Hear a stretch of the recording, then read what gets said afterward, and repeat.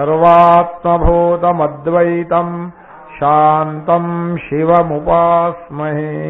ಓಂ ನಮೋ ಬ್ರಹ್ಮಾದಿಭ್ಯೋ ಬ್ರಹ್ಮವಿದ್ಯಾ ಸಂಪ್ರದಾಯ ಕರ್ತೃಭ್ಯೋ ವಂಶಋಷಿಭ್ಯೋ ನಮೋ ಮಹದ್ಭ್ಯೋ ನಮೋ ಗುರುಭ್ಯಃ. ಶ್ರೀ ಶ್ರೀ ಸಚ್ಚಿದಾನಂದೇಂದ್ರ ಸರಸ್ವತಿ ಸದ್ಗುರುಭ್ಯೋ ನಮಃ.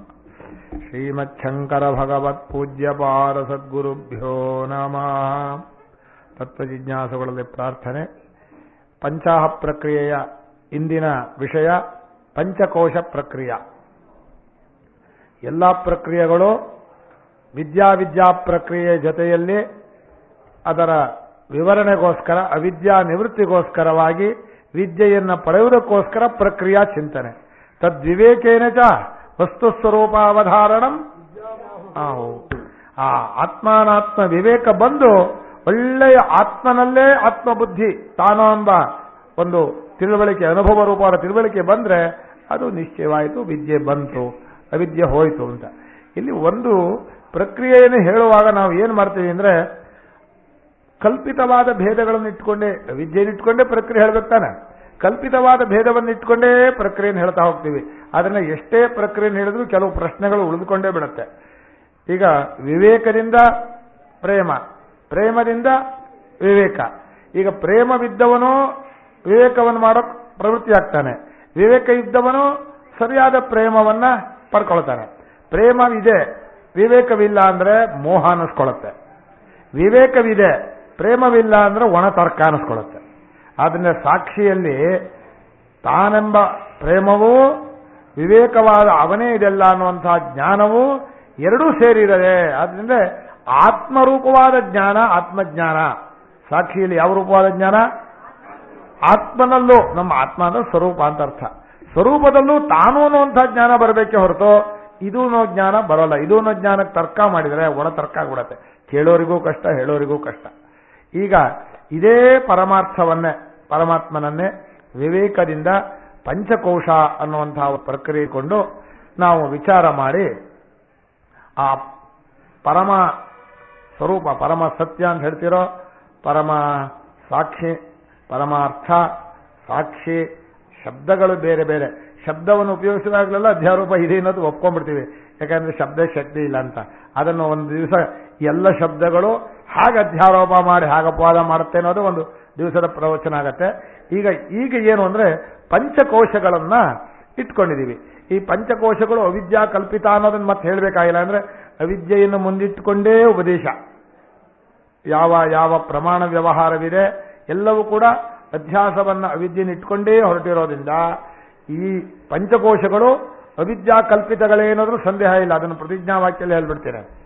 ಈಗ ಪಂಚಕೋಶಗಳ ಪ್ರಕ್ರಿಯೆಯನ್ನು ಇಟ್ಕೊಂಡದ್ದು ಹೊಸದಾಗಿ ಶಾಸ್ತ್ರ ಕಲ್ಪಿತ ಮಾಡಿದ್ದಲ್ಲ. ನಾವು ಇಟ್ಕೊಂಡದ್ದನ್ನೇ ಶಾಸ್ತ್ರ ಅಧ್ಯಾರೋಪದಿಂದ ಹೇಳಿದ್ದು. ಏನ್ ಇಟ್ಕೊಂಡ್ವಿ? ನಾವು ದೇಹ ಅಂತ ನಾನು ಅಂತ ಹೇಳ್ಕೊಂಡ್ವಿ, ಅದನ್ನು ಅನ್ನಮಯ ಕೋಶ ಅಂತ ಕರೀತು. ನಾವು ಪ್ರಾಣ ಇಂದ್ರಿಯಗಳು ಅಂತ ಹೇಳ್ಕೊಂಡ್ವಿ, ಅದು ಪ್ರಾಣಮಯ ಕೋಶ ಅಂತ ಹೇಳಿತು. ನಾವು ಯೋಚನೆ ಮಾಡೋ ಮನಸ್ಸು ಅಂತ ಹೇಳಿದ್ವಿ, ಅದಕ್ಕೆ ಮನೋಮಯ ಕೋಶ ಅಂತ ಹೆಸರು ಕೊಡ್ತು. ಆಮೇಲೆ ನಾವೇ ಅರ್ಥ ಮಾಡ್ಕೊಳ್ಳೋ ಬುದ್ಧಿ ಅಂತ ಹೇಳಿದ್ವಿ, ಆವಾಗ ವಿಜ್ಞಾನಮಯ ಕೋಶ ಅಂತ ಹೇಳಿತು. ನಾವು ಆನಂದ ಪ್ರೇಮಿಸುವಂತಹ ಭೋಕ್ತೃಗಳು ಅಂತ ಹೇಳ್ಕೊಂಡ್ವಿ, ಆಗ ಆನಂದಮಯ ಕೋಶ ಅಂತ ಹೇಳಿತು. ಈ 5 ಕೋಶಗಳನ್ನು ಇಟ್ಕೊಂಡು ಯಾವುದು ಶಬ್ದಕ್ಕೆ ಸಿಗಲ್ವೋ ಅದಕ್ಕೆ ಕೋಶ ಅಂತ ಹೇಳಿಲ್ಲ, ಏನೂ ಹೇಳಿಲ್ಲ. ಈ ತೈತಿರಿಯ ಶ್ರುತಿ ಒಳ್ಳೆ ಬಹಳ ಚಾಲಾಕಿದೆ. ಶ್ರುತಿ ಹೇಳುವಾಗ ಹೇಳ್ತಾ ಹೇಳ್ತಾ ಕೊನೆಯಲ್ಲಿ ಸಂಕ್ರಾಮತಿ ಸಂಕ್ರಾಮತಿ ಅಂತ, ಅದ್ರಲ್ಲಿ ನಾನು ಅನ್ನೋ ಬುದ್ಧಿ ಬರುತ್ತೆ, ಅದ್ರಲ್ಲಿ ನಾನು ಅನ್ನೋ ಬುದ್ಧಿ ಬರುತ್ತೆ, ಅದ್ರಲ್ಲಿ ನಾನು ಅನ್ನೋ ಬುದ್ಧಿ ಬರುತ್ತೆ ಅಂತ ಹೇಳ್ತಾ ಹೋಯ್ತು. ಎಲ್ಲಿವರೆಗೆ? ಆನಂದಮಯ ಆತ್ಮ ನಮುಪ ಸಂಕ್ರಾಮತಿ. ಮುಂದಕ್ಕೆ ನಾನು ಅನ್ನೋ ಅಭಿಮಾನ ಬರಲ್ಲ. ಹೇಳೋ ಹಾಗಿಲ್ಲ, ಹೇಳದೆ ಇರೋ ಹಾಗಿಲ್ಲ, ಸುಮ್ಮನಾಗಬೇಕು. ಏನ್ ಮಾಡೋದು? ಆನಂದಮಯ ಆತ್ಮಾನವ ಸಂಕ್ರಾಮತಿ ಹೇಳಿದ ಕೂಡಲೇ ತದಪೇಶ ಶ್ಲೋಕೋ ಭವತಿ ಯಥೋ ವಾಚೋ ನಿವರ್ತಂತೆ. ಹೇಳೋಕ್ಕಾಗ್ತಾ ಇಲ್ಲ ಮುಂದಕ್ಕೆ ಅಂತ ಉಪದೇಶ ಕ್ರಮ. ಬರೀ ಹೇಳೋಕ್ಕಾಗ್ತಾ ಇಲ್ಲ ಅನ್ನೋ ಅಶಕ್ತತೆ ತೋರಿಸ್ತಾ ಇಲ್ಲ. ಈ ಕೆಲವರು ಇವನು ಹೇಳ್ತಾನೆ ಪುಷ್ಪದಂತ, ಚಕಿತಮಭಿಧತ್ತೆ ಶ್ರುತಿರಪಿ ಚಕಿತಮಭಿಧತ್ತೆ. ಆಶ್ಚರ್ಯದಿಂದ ಅನುಭವ ನೋಡ್ತಾನೆ, ಹುಷಿಜೋ ಅದು ಹೇಳಕ್ಕಾಗಲ್ಲ, ಹೇಳಕ್ ಬರಲ್ಲ ಕಣ್ರಿ ಅಂತ ಶ್ರುತಿಯೇ ನೇತಿ ನೇತಿ ಅನ್ಬಿಡ್ತು. ನೇತಿ ನೇತಿ ಅನ್ನೋ ಶಬ್ದಕ್ಕೆ ಅಧ್ಯಾರೋಪ ಅಪವಾದ ಮಾಡುವ ಕ್ರಮ ಅಂತ ಅರ್ಥ. ಆ ನೇತಿ ನೇತಿ ಅನ್ನೋ ವಾಕ್ಯಾರ್ಥವೇ ಆಗೋದು ಕಷ್ಟ. ಹೀಗೆ ಪಂಚಕೋಶಗಳ ಒಂದು ಕಲ್ಪಿತ ರೂಪಗಳನ್ನು ಇಟ್ಕೊಂಡು ನಾನು ಅನ್ನೋ ಪ್ರೇಮ ಎಲ್ಲಿದೆಯೋ ಅದನ್ನು ದಾಟಿಸ್ಕೊಂಡು ಹೋಗುತ್ತೆ. ಈಗ ನಾವು ನಾನು ಅನ್ನೋ ಪ್ರೇಮ ಎಲ್ಲಿಟ್ಕೊಂಡಿದೀವೋ ಅದಕ್ಕೆ ಏನಾಗುತ್ತೆ ಅನ್ನೋದನ್ನು ವಿಚಾರ ಮಾಡಬೇಕು. ಈ ನಾನು ಅನ್ನೋ ಪ್ರೇಮ ಇದ್ದಾಗ ಬರುವಂತಹದ್ದು ಏನು ಅಂದ್ರೆ ಮೊಟ್ಟ ಮೊದಲು ಮನುಷ್ಯನಿಗೆ ಸುಖ. ಮನುಷ್ಯನಿಗೆ ಜೀವನದಲ್ಲಿ ಪ್ರಯೋಜನ ಅನ್ನೋದು ಬಹಳ ಮುಖ್ಯ. ಪ್ರಯೋಜನ ಮನುದ್ದಿಶ್ಯ ನಮಂದೋಪಿ ಪ್ರವರ್ತತೆ. ಅಲ್ಲಿ ಹೋಗ್ತಿರಲ್ಲ ಏನ್ ಪ್ರಯೋಜನ ಅಂತ. ನ್ಯಾಯವಾಗಿ ನಮ್ಮ ಪ್ರಯೋಜನ ಇಲ್ಲ ಅಂತ ತಿಳ್ಕೊಳ್ಳೋದೇ ಪ್ರಯೋಜನ. ಏನೋ ಪ್ರಯೋಜನ ಆಗಿಲ್ಲ, ಏನೋ ಪ್ರಯೋಜನ ಬೇಕಿಲ್ಲ ಅಂತ ತಿಳ್ಕೊಳ್ಳೋ ಪ್ರಯೋಜನ ಆಗಬೇಕು. ಆದ್ರೆ ಮೊದಲು ನೀವು ಪ್ರಯೋಜನ ಇದೆ ಕಣ್ರಿ ಅಂತ ಹೇಳಿದ್ರೆ ಹೋದ್ರೆ ಯಾರೂ ಬರೋದೇ ಇಲ್ಲ. ಜ್ಞಾನ ಅನ್ನೋ ಪ್ರಯೋಜನ ಬ್ರಹ್ಮವಿದಾಪ್ನೋತಿ ಪರಂ ಅನ್ನುವಾಗ ಶಿಖಾತೆ ವರ್ಧತೆ ವತ್ಸ ಕುರುಚಿ ಶ್ರದ್ಧೆಯಾಪಿ ದೊಡ್ಡದಿಗೆ ಬರುತ್ತೆ. ಅಮೃತವಳ್ಳಿ ರಸ ಕುಡಿ ಅಂತ ತಾಯಿ ಕುಡಿಸ್ತಾ ಇದೆ ಅನ್ನೋ ಹಾಗೆ ಬ್ರಹ್ಮಜ್ಞಾನ ಆಗ್ಬಿಟ್ರೆ ಎಲ್ಲ ಸಿಕ್ಬಿಡುತ್ತೆ. ನಿಜವಾಗಿ ಸಿಗತ್ತೆ ಅಂತ ಮಾಡ್ಕೊಂಡಿದ್ರು. ಬ್ರಹ್ಮಜ್ಞಾನ ಆಯಿತು, ಎಲ್ಲ ಇಲ್ಲ ಅಂತ ಗೊತ್ತಾಯ್ತು. ಏನ್ ಸಿಕ್ತು? ಏನಾದ್ರು ಸಿಕ್ಲಿಲ್ವಾ? ಇದು ಬ್ರಹ್ಮವನ್ನು ತಿಳ್ಕೊಂಡವನು ಬ್ರಹ್ಮವನ್ನು ಪಡ್ಕೊಳ್ತಾನೆ ಅಂದ್ರೆ ಲೋಕದಲ್ಲಿ ಕೇಳಿದ್ರು ಕಂಬ ತಿಳ್ಕೊಂಡ್ರೆ ಕಂಬ ಬಡಿತೇನೆ ಅಂದ್ರೆ, ಬ್ರಹ್ಮ ತಿಳ್ಕೊಂಡ್ರೆ ಬ್ರಹ್ಮ ಬಡಿತೀನಿ ಅಂತ ಹೇಳ್ತೀರಲ್ಲ. ಇದು ಏನೇನು ಶ್ರುತ್ಯರ್ಥ ಮಾಡಕ್ ಹೋದ್ರು ನಮಗೆ ಆ ಸಂಪ್ರದಾಯ ಗೊತ್ತಿಲ್ಲದೆ ಹೋದ್ರೆ ದಾರಿ ತಪ್ತೀವಿ ಅನ್ನೋದಕ್ಕೆ ಎಷ್ಟು ಗುರುಗಳು, ಇಂಥ ಪರಮ ಕರುಣ ಗುರುಗಳು ಜಗತ್ತಿನಲ್ಲಿ ಸಿಗೋದೇ ಇಲ್ಲ. ಎಂಥ ಅದ್ಭುತವಾಗಿ ಉಪದೇಶ ಮಾಡಿಕೊಟ್ಬಿಟ್ರು. ಅವ್ರು ಏನ್ ಆಗ್ಬೇಕಾಗಿತ್ತು? ಇದರಲ್ಲಿ ಆನಂದ ಜಿಜ್ಞಾಸೆ, ಕೊನೆಯಲ್ಲಿ ಆನಂದದ ಪರಮಾರ್ಥ ಅಂತ ಬರೆದಿದ್ದಾರೆ. ಅದನ್ನು ನೀವು ಓದಬೇಕು, ನಂಗೆ ತುಂಬಾ ಚೆನ್ನಾಗಿದೆ. ಈಗ ಸುಖ ಅನ್ನೋದು ಹ್ಯಾ ಬರುತ್ತೆ ಮನುಷ್ಯನಿಗೆ ಅನ್ನೋ ವಿಚಾರ. ಯಾಕಂದ್ರೆ ಅಲ್ಲೇ ಪಂಚಕೋಶ ಪ್ರಕ್ರಿಯೆ ಮುಂದೆ ಬರಬೇಕು. ಸುಖದ ಪರಮಾರ್ಥವನ್ನ ಆನಂದ ಮೀಮಾಂಸ ಅಂತ ಹೇಳ್ತಾರೆ. ಸುಖದ ಪರಮಾರ್ಥವನ್ನ ಹೇಳಬೇಕು. ಶಂಕರರು ತೈತ್ರಿಯ ಭಾಷೆಯಲ್ಲಿ ಬಹಳ ಚೆನ್ನಾಗಿ ಬರೆದಿದ್ದಾರೆ. ಸುಖ ಬರಬೇಕಾದ್ರೆ ಮನುಷ್ಯನಿಗೆ ಒಂದು ಕೆಲಸ ಮಾಡಿ ಸುಖ ಪಡೆಯೋದು ಒಂದು. ಅಂದ್ರೆ ಕೆಲಸ ಮಾಡಿದ್ರೆ ಸುಖ ಆಗಲ್ಲ, ಕೆಲಸ ಮಾಡಿ ವಸ್ತು ಒಂದು ಪಡ್ಕೋಬೇಕು. ರಾತ್ರಿ ಕತ್ತೆ ಹಾಗೆ ರಾತ್ರಿವರೆಗೂ ದುಡ್ದೆ ಏನ್ ಲಾಭ? ಏನು ಇಲ್ಲ, ಚಾಕರಿ ಮಾಡಿದ್ದಷ್ಟೆ. ದುಡ್ಡು ಕೊಟ್ರೆ ಬಂತು ನಮ್ದು ಅಂತ. ಅಂದ್ರೆ ಸುಮ್ಮನೆ ಯಾರಾದ್ರೂ ಕೆಲಸ ಮಾಡ್ತಾರ? ಡಬ್ಬು ಡಬ್ಬು ಡಬ್ಬು ಡಬ್ಬು ನಂಗೆ ಅರ್ಥ ಆಗಿಲ್ಲ. ಡಬ್ಬು ಡಬ್ಬು ಅಂದ್ರೆ ದುಡ್ಡು ಅಂತ. ಡಬ್ಬು ಡಬ್ಬು ಅಂದ್ಬಿಟ್ರೆ ನಾನು ಬುದ್ದು ನಾನು ಬುದ್ದು ಆಗ್ಬಿಟ್ಟೇನೆ. ದುಡ್ಡನ್ನು ಬಯಸೋನು ಬುದ್ಧನ ಅಂತ ಮಾಡ್ಕೊಂಡ್ಬಿಟ್ಟೆ ನಾನು. ಅಂದ್ರೆ ಮನುಷ್ಯನಿಗೆ ಕ್ರಿಯೆಯಿಂದ ಒಂದು ವಸ್ತುವನ್ನು ಪಡ್ಕೊಂಡಾಗ ಸುಖ ಆಗತ್ತೆ ಅಂದ್ರು. ಸರಿ, ಪಡ್ಕೊಂಡದ್ದು ನಂದು ಅಂತ ಮಾಡ್ಕೊಂಡಿದ್ದಾನೆ ಸುಖ. ನಂದು ಮಾಡ್ಕೊಳ್ಳೋದು ಅಂದ್ರೆ ಈ ವಸ್ತು ನನ್ನ ಪಕ್ಕದಲ್ಲಿದ್ರೆ ನಂದಾಗತ್ತೋ, ನಮ್ಮ ಊರಲ್ಲಿದ್ರು ನಂದಾಗತ್ತೋ, ನನ್ನ ಅರಿವಿಗೋಚರವಾದ್ರೆ ನಂದಾಗತ್ತೋ? ಯಾಕೆ ನಂದಾಗತ್ತೆ? ಮುಂಚೆ ಯಾಕೆ ನಂದಾಗಿರ್ಲಿಲ್ಲ?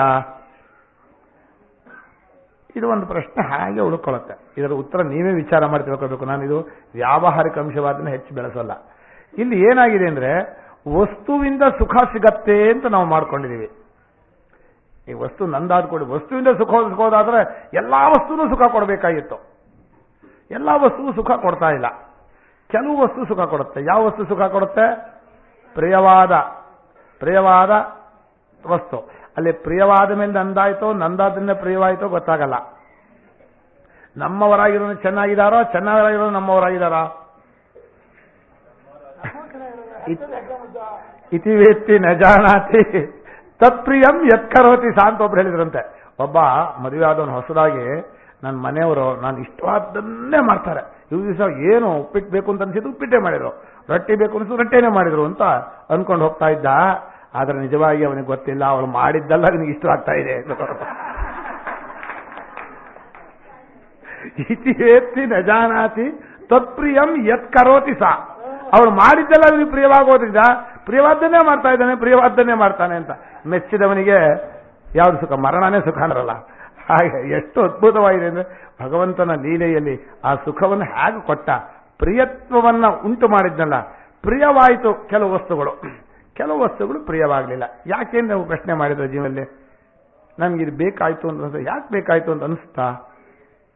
ಹಾಗೆ ಪ್ರಿಯವಾಗೋದಕ್ಕೂ ಒಂದು ಕಾರಣ ಇರಬೇಕಲ್ವಾ? ಆಗ ಈ ಪಂಚಕೋಶ ಪ್ರಕ್ರಿಯೆ ಬರುತ್ತೆ. ಈಗ ಪಂಚಕೋಶ ಪ್ರಕ್ರಿಯೆಗಿಂತ ಮುಂಚೆ ಸುಖದ ಒಂದು ರಹಸ್ಯವನ್ನು ನಾವು ತಿಳ್ಕೋಬೇಕು. ಸುಖದ ರಹಸ್ಯವಾಗುವಾಗ, ಸುಖ ಆಗುವಾಗ ಹೇಗಾಗತ್ತೆ? ಮನುಷ್ಯನಿಗೆ ಒಂದು ಇಷ್ಟವಾದ ವಸ್ತು ಬೇಕಾಯ್ತು ಅಂತ ಇಟ್ಕೋಣ. ಒಬ್ಬ ಹುಡುಗನಿಗೆ ಯಾವುದೋ ಒಂದು ವಸ್ತು ತುಂಬಾ ಬೇಕಾಯ್ತು. ನಮ್ಮಲ್ಲಿ ಚಾಕ್ಲೇಟ್ ಬೇಕು ಅಂತಾರೆ, ಇನ್ನು ಕೆಲವರು ಬಲೂನ್ ಬೇಕು ಅಂತಾರೆ. ಯಾಕೆ ಬೇಕು ಅಂತ ಕೇಳೋ ಹಾಗಿಲ್ಲ, ಯಾಕೆ ಇಷ್ಟ ಅಂತ ಕೇಳೋ ಹಾಗಿಲ್ಲ. ತರ್ಕ ಇಲ್ಲ ಅಲ್ಲೇ. ಯಾಕ್ರೆ ಇಷ್ಟ? ನಂಗೆ ಹಾಗಲಕಾಯಿ ಗೊಜ್ಜು ಇಷ್ಟ. ಯಾಕೆ ಇಲ್ಲ. ಮನುಷ್ಯನಿಗೆ ಇಷ್ಟ ಅನ್ನೋದ್ಮೇಲೆ ಯಾಕೆನೇ ಪ್ರಶ್ನೆ ಹಾಕಿದರೆ ಅದಕ್ಕೆ ಉತ್ತರ ಇಲ್ಲ. ಅದಕ್ಕೆ ಉತ್ತರ ಮುಂದೆ ಕೋಶದ ವಿಷಯ ಬಂದಾಗ ಉತ್ತರ ಹೇಳ್ತೀವಿ. ಈಗ ಇಷ್ಟ ಆಗಿದೆ, ಬೇಕಾಗಿದೆ ಅಂತ ಅಂತಾನಲ್ಲ, ಆಗ ಮನಸ್ಸಿನ ಸ್ಥಿತಿ ಏನಾಗಿದೆ ಅಂತ ನಾವು ಯೋಚನೆ ಮಾಡಬೇಕು. ನಮ್ಮ ಮನಸ್ಸು ಸಹಜವಾಗಿ ಸುಮ್ಮನಿತ್ತು. ತೋರಿಸಿ ಇವನು ರೈನ್ ಬಂದು ತೋರಿಸ್ತಾನಲ್ಲ. ನಮ್ಮ ಗುರುಗಳು ಒಂದು ಪಾಠದಲ್ಲಿ ಹೇಳ್ತಾ ಇದ್ರು. ಅವರು ಪಾಠ ಮಾಡುವಾಗ ಹಳ್ಳಿ ಡೊಂಬ್ರಾಟ ರಾ ರಾ ರಾ ರಾ ಅಂತ ಬಾರಿಸ್ತಾರ. ಅವನು ಬಂದು ಬಾರಿಸ್ಬಿಟ್ಟ. ಒಬ್ಬ ಹುಡುಗ ಪಾಠ ಕಲಿತವ್ನು ಹಿಂಗೆ ನೋಡಿದ್ನಂತೆ, ತಡ್ಕೊಳಕ್ಕಾಗಲಿಲ್ಲ. ಆಟ ನೋಡಬೇಕು ಅಂತ ಆಸೆ ಆಯ್ತು. ಎದ್ದು ಬಿಟ್ಟ. ಗುರುಗಳು ಲೋ ಲೋ ಲೋ ಅಂತ ಇದ್ದಾರೆ. ಕ್ಲಾಸ್ ಓಡೋಗ್ಬಿಡ್ತು. ಯಾರು ಇಲ್ವೇ ಇಲ್ಲ ಕ್ಲಾಸಲ್ಲಿ, ಕೇಳೋದೇ ಇಲ್ಲ. ಯಾಕ? ಅದು ಬೇಕು ಅನ್ಸ್ರ ಆ ಮನಸ್ಸಿನ ಚಾಂಚಲ್ಯ ಇದೆಯಲ್ಲ, ತಡ್ಕೊಳಕ್ಕೆ ಆಗಲ್ಲ. ಆ ಚಾಂಚಲ್ಯ ದುಃಖಕ್ಕೆ ಕಾರಣ. ಇಷ್ಟಪಟ್ಟ ವಸ್ತು ಇಷ್ಟಪಟ್ಟ ಏನುಂಟು ಮಾಡುತ್ತೆ? ಮನಸ್ಸು ಅಲ್ಲಾಡಕ್ಕೆ ಶುರುವಾಗುತ್ತೆ. ಮನಸ್ಸು ಅಲ್ಲಾಡ್ತಾ ಸಿಕ್ಕದತ್ತು ನಿಲ್ಲಲ್ಲ. ಸಾಧ್ಯನೇ ಇಲ್ಲ ಅದನ್ನು ಪಡಿಲೇಬೇಕು ಅಂತ.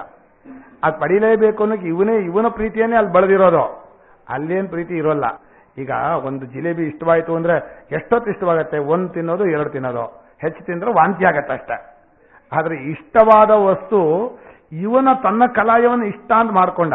ಹೋಗಿ ಕೂತ್ಕೊಂಡು ನೋಡ್ದ. ಕಂಡು ಕೂಡಲೇ ಏನಾಯ್ತು ಅಂದ್ರೆ ಮನಸ್ಸು ತಿಳಿಯಾಯ್ತು. ಯಾಕೆಂದ್ರೆ ಇಷ್ಟವಾದ ವಸ್ತು ಸಿಕ್ತು ಅಂತ ಒಂದು ಕಲ್ಪನೆ ಮಾಡ್ಕೊಂಡ್ಕೊಂಡೆ ಮನಸ್ಸು ತಿಳಿಯಾಯ್ತು.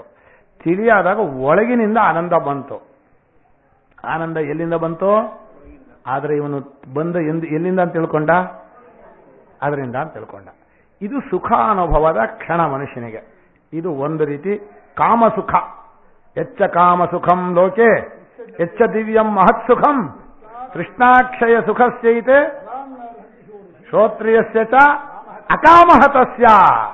ಆ ಶ್ರುತಿ ಎಷ್ಟು ಹೇಳ್ತೇನೆ? ನೀನು ಕಾಮಹತ, ಕಾಮಕ್ಕೆ ಸತ್ತೆ. ನೀನು ಕಾಮಕ್ಕೆ ಹುಟ್ಟಿದೆ ಅಂತ ಹೇಳಬೇಕು. ಕಾಮಕ್ಕೆ ಸತ್ತೆ, ಕಾಮದಾಸನಾದ. ಬೇಕು ಅನ್ನಿಸ್ತೆ. ಬೇಕು ಅನಿಸಿದ್ರೆ ನೀನು ಚಂಚಲವಾದ. ಸ್ವರೂಪದ ಸುಖ ಅಂತಃಕರಣ ಅಲುಗಾಡ ಶುರುವಾದ ಕೂಡಲೇ ನಿಲ್ಸಕ್ ಆಗೋದೇ ಇಲ್ಲ. ಅಂತಃಕರಣನ ಕೊಟ್ಟರ್ತು ಬಿಡೋದೇ ಇಲ್ಲ. ಏನ್ ಮಾಡೋದು? ಮಗು ಅಳ್ತಾ ಇದ್ರೆ ಹಾಕಿ ಕೊಟ್ಟಿದ್ರೆ ಅದು ಯಾವ ತರ್ಕವೂ ಇಲ್ವೋ ಹಾಗೆ ನಮ್ಮ ಮನಸ್ಸು ಮಗು ಕುಣಿತಾ ಇದೆ. ಆ ಇಷ್ಟ ವಸ್ತು ಸಿಕ್ತು ಅನ್ನೋ ಕ್ಷಣದಲ್ಲಿ ನಿಂತು ಬಿಡುತ್ತೆ. ಇಲ್ಲಿ ಎರಡು ತರ್ಕ ಇಲ್ಲ. ಯಾಕೆ ಇಷ್ಟ ಆಯಿತು ಅನ್ನೋ ತರ್ಕ ಮಾಡ್ಕೊಳ್ಳಿಲ್ಲ. ಬೇಕೇ ಬೇಕು ಅನ್ನತ್ತೆ. ಯಾವಾಗ ಬೇಕೇ ಬೇಕು ಅಂದ್ರೆ ಸೀತೆ ಅಂತವಳು ಬೇಕೇ ಬೇಕು ಅಂತ ಹಠ ಮಾಡಿದ ಮೇಲೆ ಇನ್ನು ಬಾಕಿಯವ್ರು ಯಾರಾದ್ರೂ ಕೇಳ್ತಾರೆ ಅಂದ್ರೆ ಎಂಥವನು? ಪಕ್ಕದಲ್ಲಿದ್ದವನ ಲೋಕಾಭಿರಾಮಂ ಶ್ರೀರಾಮಂ. ಅವನು ಪಕ್ಕದಲ್ಲಿದ್ದಾನೆ, ಚಿನ್ನ ಜಿಂಕೆ ಬೇಕು ಅಂದ್ಬಿಟ್ಲು. ಅಂದ್ರೆ ಆತ್ಮನಾಗಿರುವಂತಹ ರಾಮ ಇದ್ದಾಗ ಹೊರಗಿನ ಚಿನ್ನ ಬೇಕು ಅಂದ್ರೆ ಅವ್ರ ಮಾರಿಚ ನಟ್ಟಿಸ್ಕೊಂಡು ಹೋದವರಯ್ಯ ಅಲ್ವಾ? ಹಾಗೆ ಮನುಷ್ಯನು ಈ ಸುಖ ಅನ್ನೋದು ವಸ್ತುವಿನಲ್ಲಿದೆ ಅಂತ ಇಟ್ಕೊಂಡು ಹೋದ. ಆದರೆ ಶಾಸ್ತ್ರ ಹೇಳುತ್ತೆ ವಸ್ತುವಿನ ಸುಖ ಅಲ್ಲ, ನಿನ್ನದೇ ಸುಖ. ಆ ವಸ್ತುವಿಗೆ ನಿನ್ನದಾದ ಒಂದು ಕಲಾಯ ಬೆಳೆದಿದೆಯಾ? ಏನ್ ಕಲಾಯ ಬೆಳೆದಿದೆಯಾ? ನನ್ನದು, ನನಗೆ ಬೇಕಾದದ್ದು ಅಂತ ಒಂದು ಕಲಾಯ ಬೆಳ್ಕೊಂಡಿದ್ಯಾ? ಇಲ್ಲಿ ಕಂಡು ವಸ್ತುವನ್ನು ಅಟ್ಟಿಸ್ಕೊಂಡು ಹೋಗ್ತಾ ಇದೆಯಾ? ಏನೇನು ಕಾಣಿಸುತ್ತೋ ಎಲ್ಲ ಇಷ್ಟವಾಗ್ತಿತ್ತ? ಆದ್ರಿಂದ ಸುಖವಾಗುವಾಗ ಮುಂಚೆ ಆಸೆ ಬಂದದ್ದು ಸುಖ ಕೊಡ್ತು ಅಂತೆಲ್ಲ. ಆಸೆ ಬಂದಾಗ ಚಂಚಲವಾಗಿತ್ತು, ಇಲ್ಲದೆ ಹೋದ್ರೆ ಚಂಚಲವಾಗಿರಲಿಲ್ಲ, ಶಾಂತವಾಗಿತ್ತು. ನೀವು ಬಯಸದೇ ಇದ್ದಿದ್ರೆ ಅದೇ ವಸ್ತು ಯಾವ ವಸ್ತು ಸುಖ ಕೊಡಬೇಕಾಗಿತ್ತೋ ಆ ವಸ್ತುವಿಗಿಂತ ಎಷ್ಟು ಸುಖ ಬರುತ್ತೆ? 100 ಪಟ್ಟು ಸುಖ ಬರುತ್ತೆ. ತೇಯೇ ಶತಂ ಅಂತ ಶ್ರುತಿ. ಈಗ ಪ್ರಶ್ನೆ, ಆಸೆ ಇಲ್ಲದವನಿಗೆ ಸುಖ ಹೆಚ್ಚೋ, ಆಸೆ ಪಡುವವನಿಗೆ ಸುಖ ಹೆಚ್ಚೋ? ಆಸೆ ಇಲ್ಲದೆ ಸುಖನೇ ಇಲ್ಲ ಕಣ್ರಿ ಅಂತಾರೆ. ಮನುಷ್ಯನಿಗೆ ಆಸೆ ಏನೋ ಸಹಜ, ಆಸೆ ಪಡಬೇಕು. ಆಸೆ ಪಡದೆ ಹೋದ್ರೆ ಸುಖ ಬರುತ್ತೆ ಏನ್ರಿ ಅಂತಾರೆ. ನಾ ಹೇಳಿದೆ ಆಸೆ ಪಡದೆ ಹೋದ್ರೆ ದುಃಖ ಬರೋದಿಲ್ಲ. ಆಸೆ ಪಡದೆ ಹೋದ್ರೆ ದುಃಖ ಬರಲ್ಲ. ದುಃಖ ಅಂದ್ರೆ ಏನು ಅಂದ್ರೆ ಮನಸ್ಸು ಚಂಚಲವಾಗೋದು. ಆಸೆ ಪಟ್ಟು ಕೂಡಲೇ ಚಂಚಲ ಆಗತ್ತೆ. ಆಸೆ ಪಟ್ಟು ಗಲೀಜು ಮಾಡ್ಕೊಳ್ಳದೆ ಹೋದ್ರೆ ತೊಳ್ಕೊಳಕ್ ಬರಲ್ಲ, ತೊಳ್ಕೊಳದೆ ಹೋದ್ರೆ ಶುದ್ಧಿ ಆಗಲ್ಲ. ಆದ್ರೆ ಏನ್ ಮಾಡಬೇಕು? ಗಲೀಜು ಮಾಡ್ಕೊಳ್ಬೇಕು. ಶುದ್ಧಿ ಮಾಡ್ಕೊಳ್ಳೋಕೆ, ಶುದ್ಧಿ ಆಗಬೇಕಾದ್ರೆ ತೊಳ್ಕೋಬೇಕು. ತೊಳ್ಕೊಳ್ಬೇಕಾದ್ರೆ ಏನಾಗಬೇಕು? ಗಲೀಜು ಮಾಡಬೇಕು. ಗಲೀಜು ಮಾಡ್ಕೊಳ್ಳದೆ ಹೋದ್ರೆ ತೊಳ್ಕೊಳಕ್ ಬರಲ್ಲ, ತೊಳ್ಕೊಳದೆ ಹೋದ್ರೆ ಶುದ್ಧಿ ಆಗಲ್ಲ. ಶುದ್ಧಿ ಆದ್ರೆ ನಮ್ಮ ಸುಖ ಸಿಗತ್ತೆ. ಆದ್ರಿಂದ ಮನಸ್ಸಲ್ಲಿ ಆಸೆ ಪಡಬೇಕು. ನಿಮ್ಗೇನು ಜೀವನದಲ್ಲಿ ಆಸೆ ಇದೆಯಾ? ಇಲ್ಲ ಸ್ವಾಮಿ, ಹಾಗಾದ್ರೆ ನೀವು ಸುಖ ಅಲ್ಲ, ನೀವು ಈ ಗೋಡೆ ಅಂತ ನಮ್ಮನ್ನು ನಾನು ಹೇಳಿದೆ. ಆಸೆ ಅಲ್ಲ, ಪರಮ ಪ್ರೇಮ ಇರಬೇಕು ಸಂತೋಷಕ್ಕೆ. ಪ್ರೇಮಕ್ಕೂ ಆಸೆಗೂ ವ್ಯತ್ಯಾಸ ಇದೆ. ಅದು ಇನ್ನೊಂದು ಪುನಃ ಹೇಳಿದೆ, ಪ್ರೇಮಕ್ಕೂ ಆಸೆಗೂ ಏನು ವ್ಯತ್ಯಾಸ ಇದೆ ಅಂತ. ಈಗ ಪ್ರಕೃತ ಏನೋ ಸುಖ ಹೀಗೆ ಬಂತು ಅಂತ ತಿಳ್ಕೊಳ್ಳಿ.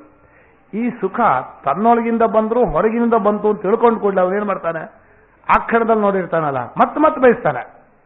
ಕಾಫಿ ಕುಡಿದ್ರೆ ಸುಖ ಆಯಿತು, ಎಲ್ಲಿ ನಾಲಿಗೆ ಇರುವಾಗ ಹೊಟ್ಟೆಗಳು ಹೋದ್ಮೇಲೆ ಏನಾಯ್ತು ಗೊತ್ತಿಲ್ಲ, ಅಂತೂ ನಾಲ್ಗೆ ಮೇಲೆ ಸುಖ ಆಯ್ತಲ್ಲ. ಕುಡಿದು 3 ಗಂಟೆ ಇನ್ನೊಂದು ಲೋಟ ಕಾಫಿ ಕುಡಿಯೋಣ, ನಾನು ಸ್ವಲ್ಪ ಕಾಫಿ ಕುಡಿಯೋಣ.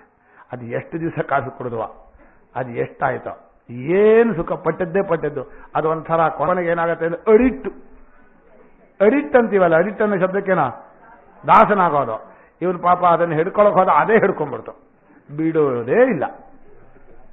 ಇಲ್ಲಿ ಬಹಳ ಸೂಕ್ಷ್ಮವಾದ್ದೇನು ಅಂದ್ರೆ, ಚಾಂಚಲ್ಯ ಬರಿಸೋದು ಮೊದಲನೇ ಸಲ ನಿಮ್ದಾಗಿರ್ಬೋದು, ಆಮೇಲೆ ಅದನ್ನು ಅನುಭವಿಸಿತ್ತಲ್ಲ ಪ್ರತಿ ಕ್ಷಣದಲ್ಲೂ ಬಂದ್ಬಿಡುತ್ತೆ ಚಾಂಚಲ್ಯ. ಆ ಟೈಮ್ ಬಂದ್ ಕೂಡಲೇ ನಮ್ಮೂರ್ನಲ್ಲಿ ಒಂದು ಕತೆ ಹೇಳ್ತಾ ಇದ್ರಂತೆ. ಒಬ್ಬನು ಬಂದ, ನಶ್ಯದ ಕತೆ. ಅವನು ಮಡ್ಡಿ ನಶ್ಯ ಅಂತ, ನಮಗೆ ಗೊತ್ತಿಲ್ಲ, ನಾವು ನಶ್ಯ ಹಾಕೋಲ್ಲ, ಮಡ್ಡಿ ನಶ್ಯ ಮಾಡ್ತಾ ಇದ್ದ. ಹುಡುಗರು ನೋಡು ಹಾಕೊಂಡು ನೋಡು ಹೇಗಿರುತ್ತೆ ಅಂತ ಕುತೂಹಲ ಬರೆಸಿ 1-2 ದಿವಸ ಕೊಟ್ಟಂತೆ ಅಂತ ಮೂಸಿದ್ರು. ಆಮೇಲೆ ಏನ್ ಮಾಡಿದ್ರು, ಕಾಯೋಕ್ ಶುರು ಮಾಡಿದ್ರು ಬರ್ತಾನೋ ಅಂತ. ಆಮೇಲೆ ಕಾಯೋಕ್ ಶುರು ಮಾಡಿದ್ಮೇಲೆ ಗೊತ್ತಾಯ್ತು ಅವನಿಗೆ, ಹಂಗೆ ಕೊಡಲ್ಲ, ದುಡ್ಡು ಕೊಡಬೇಕು ಅಂದ್ರೆ ಆಸೆ ಹುಟ್ಟಿಸಿದ್ದು, ಆಮೇಲೆ ಅದನ್ನು ದಾಸ ಮಾಡಿದ್ದು, ಆಮೇಲೆ ದುಡ್ಡಿನ ದಂಡ ತೆತ್ತಿದ್ದು, ಟೈಮ್ ಹಾಳು ಮಾಡ್ಕೊಂಡಿದ್ದು, ಕೊನೆಗೆ ಮನಸ್ಸು ಕೆಡಿಸ್ಕೊಂಡಿದ್ದು. ಇಷ್ಟಲ್ಲದೆ ಇಂದ್ರಿಯಗಳು ಹಾಳಾಯ್ತು, ಪುಣ್ಯನಾಶವೂ ಉಂಟಂತೆ. ಶಾಸ್ತ್ರ ಇದಕ್ಕೇನು ಮಾಡ್ತೋ, 1 ಉಪಾಯ ಮಾಡ್ತೋ. ನಿನಗೆ ವಿಷಯ ಸುಖ ಬೇಕಲ್ವಾ, ವಿಷಯ ಸುಖ ಪಡಿಬೇಕು ಅಂತಿದ್ರೆ ಪುಣ್ಯ ಬರುತ್ತೆ, ಪುಣ್ಯದಿಂದ ವಿಷಯ ಸುಖ ಸಿಗತ್ತೆ. ಪುಣ್ಯ ಇದ್ರೆ ತಾನೇ ಬರುತ್ತೆ, ವಿಷಯ ಸುಖಕ್ಕೆ ಪ್ರಯತ್ನ ಮಾಡಬೇಡ. ನಿನ್ನ ಪೂರ್ವ ಜನ್ಮದಲ್ಲಿ ಪುಣ್ಯ ಇದ್ದಿದ್ರೆ ಅದು ಸುಖ ಕೊಂಟೇ ಕೊಡುತ್ತೆ, ಎಲ್ಲಿದ್ರು ಬರುತ್ತದು, ಹುಡ್ಕೊಂಡು ಬರುತ್ತೆ. ಇಲ್ಲದೆ ಹೋದ್ರೆ ದುಡ್ಡು ಇಟ್ಕೊಂಡ್ರು ಸುಖ ಆಗಲ್ಲ ಅಂತ ಹೇಳಿ ಪುಣ್ಯಕ್ಕೂ ಸುಖಕ್ಕೂ ಗಂಟು ಹಾಕ್ಬಿಡ್ತು. ಇದರಲ್ಲಿ 1-2 ಅಂಶ ತಿಳ್ಕೋಬೇಕು. ಒಂದು, ವಿಷಯ ಸುಖಕ್ಕೆ ಪ್ರಯತ್ನ ಮಾಡಬೇಕಾಗಿಲ್ಲ ಅಂತ 1 ಅಂಶ. ಈ 2ನೇ ಅಂಶ ಏನು ಗೊತ್ತಾ, ವಿಷಯ ಸುಖ ಮಾಡ್ಕೋತಾ ಇದ್ರೆ ಪುಣ್ಯ ಖರ್ಚಾಗ್ತಾ ಇದೆ ಅಲ್ವಾ, ಅನ್ಯಾಯ. ಯಾವ ಪುಣ್ಯನ ಇದಕ್ಕೋಸ್ಕರ ಮಾಡ್ಬಿಟ್ಟ ಏನೋ, ಈ ಸುಖ ವಿಷಯ ಸುಖ ಬಂದ್ಬಿಡ್ತು. ನಾನು ಈ ವಿಷಯ ಸುಖಕ್ಕೆ ಹಿಂದೆಂದೋ 1 ದಿವಸ ತಪ್ಪು ಮಾಡಿದ್ದೀನಿ. ಏನು ತಪ್ಪು ಮಾಡಿದ್ದೀನಿ, ಇಂಥ ವಿಷಯ ಸುಖ ಬರಬೇಕು ಅಂತ ಪುಣ್ಯ ಮಾಡಿಬಿಟ್ಟಿದ್ದೀನಿ, ಆದ್ರಿಂದ ವಿಷಯ ಸುಖ ಬಂತು ಅಂತ ಮಾಡ್ಕೋಬೇಕು. ಇವನೇನ್ ಮಾಡ್ತಾನೆ, ವಿಷಯ ಸುಖ ಬಂತು, ಏನ್ ಚೆನ್ನಾಗಿದೆ ಅಂತಾನೆ. ಅಂದ್ರೆ ವಿಷಯ ಸುಖದಲ್ಲಿ ಹಣೆ ಬರ, ಇದು 1 ಕ್ರಮ. ಇನ್ನೊಂದು ಕ್ರಮ ಇದೆ ನೋಡಿ, ನಮ್ಮ ಭರ್ತೃಹರಿ ಚೆನ್ನಾಗಿ ಹೇಳ್ತಾನೆ ವಿಷಯ ಸುಖದಲ್ಲಿ. ಕೂತ್ರ ಏನೋ ತ್ರಿಷಾ ಶಿಷ್ಯತ್ಯಾಸ್ಯೆ ಪಿಬತಿ ಜಲ್ಲಲಂ ಸಲಿಲಂ ಶೀತ ಮಧುರಂ. ಭಾರಿ ಬಾಯಾರಿಕೆ ಆಯ್ತಂತೆ, ಸಿಕ್ಕಾಬಟ್ಟೆ ಕೆಲಸ ಮಾಡಿ ಒಂದು ತಂಪಾಗಿರೋ ಒಂದು ಪಾನೀಯ ಕೊಟ್ಟ, ಕುಡ್ದ, ಬಹಳ ಆನಂದ ಆಯ್ತು. ಸುಖ ಆದದ್ದು ಪಾನೀಯ ಕುಡ್ದಿದ್ದಿಂದೋ ಬಾಯಾರಿಕೆ ಆದ್ರಿಂದೋ ಅಂತ ಕೇಳಿದ್ರು. ಬಾಯಾರಿಕೆ ಇಲ್ಲದೆ ನೀವು ನೀರು ಕುಡಿತಾನೆ ಇದ್ರೆ ಏನಾಗತ್ತದ, ಸುಖ ಆದದ್ದು ಯಾವುದರಿಂದ? ಈಗ ನೀವು ಬಾಯಾರಿಕೆ ಆದಾಗ ನೀರು ಕುಡಿದ್ರೆ ಸುಖ, ತುಂಬಾ ಹಸಿವಾದ್ರೆ ಊಟ ಮಾಡಿದ್ರೆ ಸುಖ, ತುಂಬಾ ಓಡಾಡ್ಕೊಂಡು ಒಂದು ಭಾರ ಹೊತ್ಕೊಂಡು, ನಮ್ಮ ಗುರುಗಳು ಹೇಳ್ತಾರೆ, ಭಾರಿ ಭಾರ ಹೊತ್ಕೊಂಡು ಬಂದು ಭಾರ ಇಳಿಸಿದ್ರೆ ಸುಖ. ಈಗ ಭಾರ ಹೊತ್ಕೊಂಡಿದ್ದು ಸುಖವೋ ಭಾರ ಇಳಿಸಿದ ಸುಖವೋ? ಈಗ ಹಸಿವಾದದ್ದು ಸುಖವೋ ಹಸಿವಾದ ಊಟ ಮಾಡಿದ ಸುಖವೋ? ಪ್ರತೀಕಾರಂ ವ್ಯಾಧೇಹೇ ಸುಖಮಿತಿ ವಿಪರ್ಯಸ್ಯತಿ ಜನಃ. ನಿಮ್ಮ ದೇಹಕ್ಕೋ ಮನಸ್ಸಿಗೋ ಒಂದು ಕಾಯಿಲೆ ಬರುತ್ತೆ, ಕಾಮ ಅನ್ನೋ ಕಾಯಿಲೆ ಅಥವಾ ಹಸಿವು ಬಾಯಾರಿಕೆ ಅನ್ನೋ ಕಾಯಿಲೆ. ಆ ಕಾಯಿಲೆಗೆ ಪ್ರತೀಕಾರ ಮಾಡ್ಕೋತೀರಿ ಹೊರಗಡೆಯಿಂದ. ದುಃಖ ನಿವೃತ್ತಿಗೋಸ್ಕರ ಕೊಟ್ಟ ಒಂದು ಸಾಧನ ಸುಖ ಅಂತ ಅದು ಕೊಟ್ಟಿತು ಅಂತ ಹೇಳ್ತೀರಲ್ಲ, ದುಃಖ ಆಯಿತು ಅಂತ ಅಷ್ಟೇ ಹೇಳಿ, ಸುಖ ಯಾಕೆ ಬಂತು ಅಂತ ಹೇಳಿ. ಸುಖ ಎಲ್ಲಿದ್ದೋ ಈಗ ಹೇಳ್ತೀನಿ. ಹಸಿವಾದಾಗ ಏನಾಗಿತ್ತು ಗೊತ್ತಾ, ತುಂಬಾ ಹಸಿವಾದಾಗ ಒಳಗೆ ಸುಖ ಇತ್ತಲ್ಲ, ಅದು ಅಂತಃಕರಣ ಚಂಚಲ ಇದು, ತಡ್ಕೊಳಕ್ಕಾಗಲ್ಲ ಈ ಸುಖನ ಅಂತ. ಆ ಅಂತಃಕರಣದ ಚಾಂಚಲ್ಯವನ್ನ ಹಸಿವನ್ನು ನಿವಾರಣೆ ಮಾಡಿದ್ರಿಂದ ಚಾಂಚಲ್ಯ ಹೋಯ್ತು, ಹಸಿ ಹೋಗ್ಬಿಡ್ತಲ್ಲ, ಅಂತಃಕರಣ ಶಾಂತವಾಯಿತು, ಆನಂದವಾಯ್ತು ಊಟ ಮಾಡಿದ್ದು ಅಂತೀವಿ. ಆನಂದ ಇತ್ತು, ದುಃಖ ಹೋಯ್ತು. ಅವತ್ತು ಹೇಳ್ತಾ ಇದ್ದೀನಿ ನಾನು, 2 ಬಂತು 2 ಹೋಯ್ತು ಹೇಳಬೇಡಿ. ದುಃಖ ಬಂದಿತ್ತು, ಹಸಿವು ಅನ್ನೋದು, ಹಸಿವು ದುಃಖ ಆಯ್ತು, ಇದ್ದ ಆನಂದ ತೋರ್ಕೊಳ್ತು. ಎಲ್ಲ ಜನನು ದುಃಖ ಪ್ರತೀಕಾರ ಮಾಡಿಕೊಂಡು ಸುಖ ಪಡ್ಕೊಂಡೆ ಅಂತ ಹೇಳ್ತಾರೆ. ಸುಖ ಏನ್ ಪಡ್ಕೋತೀರಿ? ಸುಖ ಇದೇ ಕಣ್ರಿ. ನೀವು ನಿಮ್ಮೊಳಗಿರೋ ಸುಖವನ್ನ ನೀವು ಸ್ವರೂಪದಿಂದ ಅನುಭವಿಸೋಕೆ ನೀವೊಂದು ಅಡ್ಡಿ ಮಾಡ್ಕೊಂಡಿದ್ರಿ. 2 ಥರ ಅಡ್ಡಿ. ಪ್ರಾಕೃತಿಕವಾದ ಅಡ್ಡಿ ಒಂದು, ನಾವಾಗಿ ಕಾಮದಿಂದ ಮಾಡಿಕೊಂಡ ಅಡ್ಡಿ ಒಂದು. ಪ್ರಾಕೃತಿಕ ಅಡ್ಡಿ ಅಂದ್ರೆ ಹಸಿವು, ಬಾಯಾರಿಕೆ. ಅದು ಪ್ರಕೃತಿ ಮನುಷ್ಯನಿಗೆ ಕೊಡುವಂತಹ ಒಂದು ಕಷ್ಟ. ಅದಕ್ಕೆ ನೀವು ಪ್ರತೀಕಾರ ಮಾಡಿಕೊಂಡ ಇದ್ದ ಸುಖ ತೋರ್ಕೊಳ್ಳುತ್ತೆ. ಇನ್ನೊಂದು ಕಾಮ ಅನ್ನೋ ಅಡ್ಡಿ. ನೀವೇ ಆಸೆ ಪಟ್ರೆ ಅದನ್ನ ನೀವಾಗಿ ಬಿಡ್ಬೋದಾಯ್ತು. ಆಸೆ ಮಾಡಿದವ್ರು ಯಾರೋ ನಾವು. ಹಾಗೆ ಸುಖ ಅನ್ನೋದು ವಸ್ತುವಿನಲ್ಲಿದೆ ಅನ್ನೋ ಒಂದು ಭ್ರಾಂತಿ ತಪ್ಪೋ. ಎಲ್ಲಿದೆ ಸುಖ? ನಮ್ಮಲ್ಲಿದೆ. ಇಷ್ಟು ಹೇಳೋಕೆ ಸುಖ ಸ್ವರೂಪವನ್ನು ಹೇಳಿದರು. ಇನ್ನು ಒಂದು ಮಾತು ಶಂಕರಾಚಾರ್ಯ ಹೇಳ್ತಾರೆ. ಅದು ಎಷ್ಟು ಚೆನ್ನಾಗಿದೆ ಅಂದ್ರೆ, ಮನುಷ್ಯನಿಗೆ ಯಾವದ್ಯಾವತ್ ಎಂತ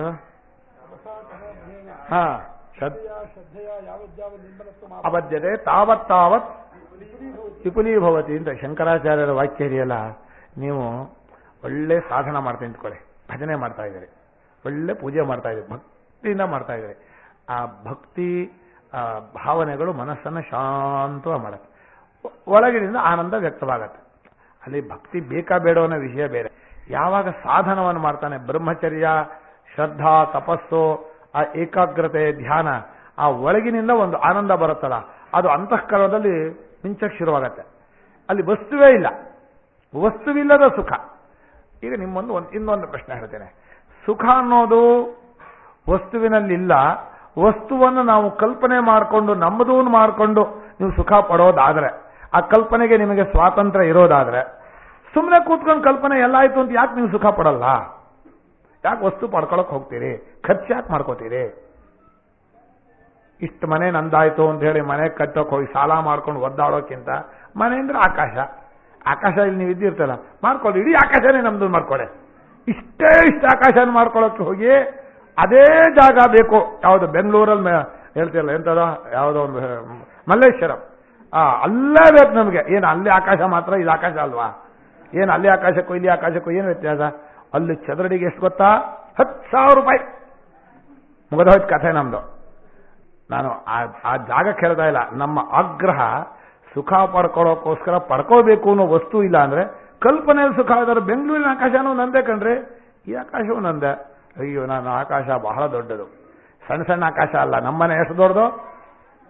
ಸುರಮಂದಿರ ತರುಮೂಲ ನಿವಾಸ ಶಯ್ಯಾಭೂತಲ ಮಜಿನಂ ವಾಸ ಸರ್ವ ಪರಿಗ್ರಹ ಭೋಗ ತ್ಯಾಗ ಕಸ್ಯ ಸುಖಂ ನ ಕರೋತಿ